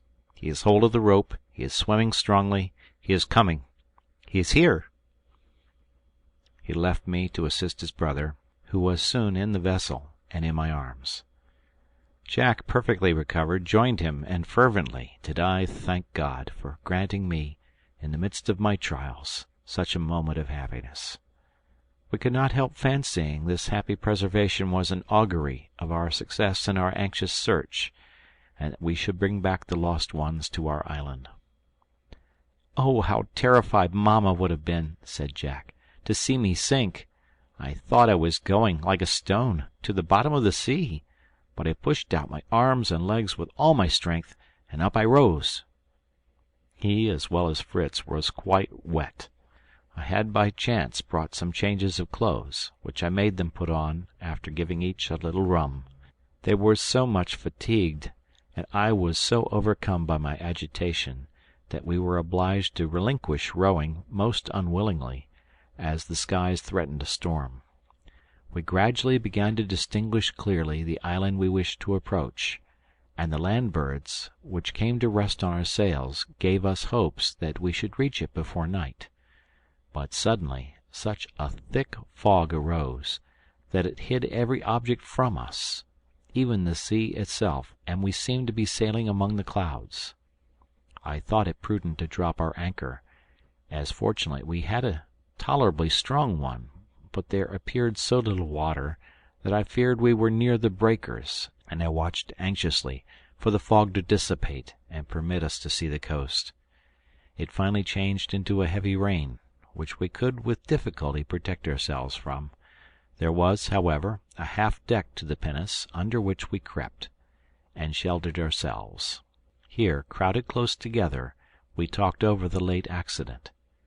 Fritz assured me he was never in any danger, and that he would plunge again into the sea that moment, if he had the least hope that it would lead him to find his mother and Francis. We all said the same, though Jack confessed that his friends, the waves, had not received his visit very politely, but had even beat him very rudely. "But I would bear twice as much," said he, "to see mamma and dear Francis again. Do you think, papa, that the savages could ever hurt them? Mamma is so good, and Francis is so pretty, and then poor mamma is so lame yet. I hope they would pity her and carry her." Alas! I could not hope as my boy did. I feared that they would force her to walk. I tried to conceal other horrible fears that almost threw me into despair. I recalled all the cruelties of the cannibal nations, and shuddered to think that my Elizabeth and my darling child were perhaps in their ferocious hands. Prayer and confidence in God were the only means, not to console but to support me, and teach me to endure my heavy affliction with resignation. I looked on my 3 sons, and endeavored, for their sakes, to hope and submit. The darkness rapidly increased, till it became total. We concluded it was night. The rain having ceased, I went out to strike a light, as I wished to hang the lighted lantern to the mast, when Ernest, who was on deck, called out loudly, "Father, brothers, come, the sea is on fire!" And indeed, as far as the eye could reach, the surface of the water appeared in flames. This light, of the most brilliant fiery red, reached even to the vessel, and we were surrounded by it. It was a sight at once beautiful and almost terrific. Jack seriously inquired if there was not a volcano at the bottom of the sea, and I astonished him much by telling him that this light was caused by a kind of marine animal, which in form resembled plants so much that they were formerly considered such. But naturalists and modern voyagers have entirely destroyed this error, and furnished proofs that they are organized beings, having all the spontaneous movements peculiar to animals. They feel when they are touched, seek for food, seize and devour it. They are of various kinds and colors, and are known under the general name of zoophytes. "And this which glitters in such beautiful colors on the sea is called pyrosoma," said Ernest. "See, here are some I've caught in my hat. You may see them move. How they change color! Orange, green, blue, like the rainbow, and when you touch them, the flame appears still more brilliant. Now they are pale yellow." They amused themselves some time with these bright and beautiful creatures, which appeared to have but a half-life. They occupied a large space on the water, and their astonishing radiance, in the midst of the darkness of the atmosphere, had such a striking and magnificent effect that for a few moments we were diverted from our own sad thoughts. But an observation from Jack soon recalled them. "If Francis passed this way," said he, "how he would be amused by these funny creatures, which look like fire but do not burn. But I know he would be afraid to touch them, and how much afraid mamma would be, as she likes no animal she does not know.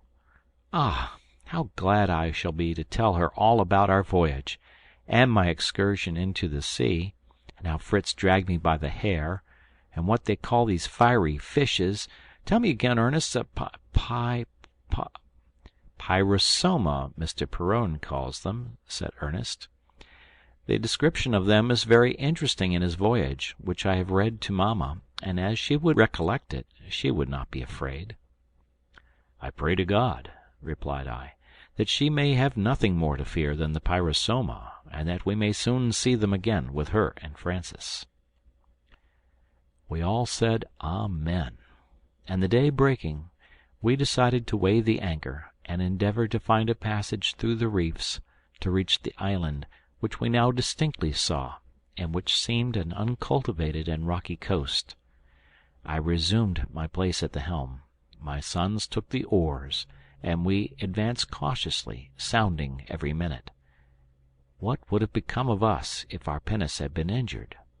The sea was perfectly calm, and after prayer to God and a slight refreshment, we proceeded forward, looking carefully round for any canoe of the savages. It might be, even our own, but no, we were not fortunate enough to discover any trace of our beloved friends, nor any symptom of the isle being inhabited. However, as it was our only point of hope, we did not wish to abandon it. By dint of searching, we found a small bay which reminded us of our own. It was formed by a river broad and deep enough for our pinnace to enter. We rowed in, and having placed our vessel in a creek, where it appeared to be secure, we began to consider the means of exploring the whole island. End of chapter.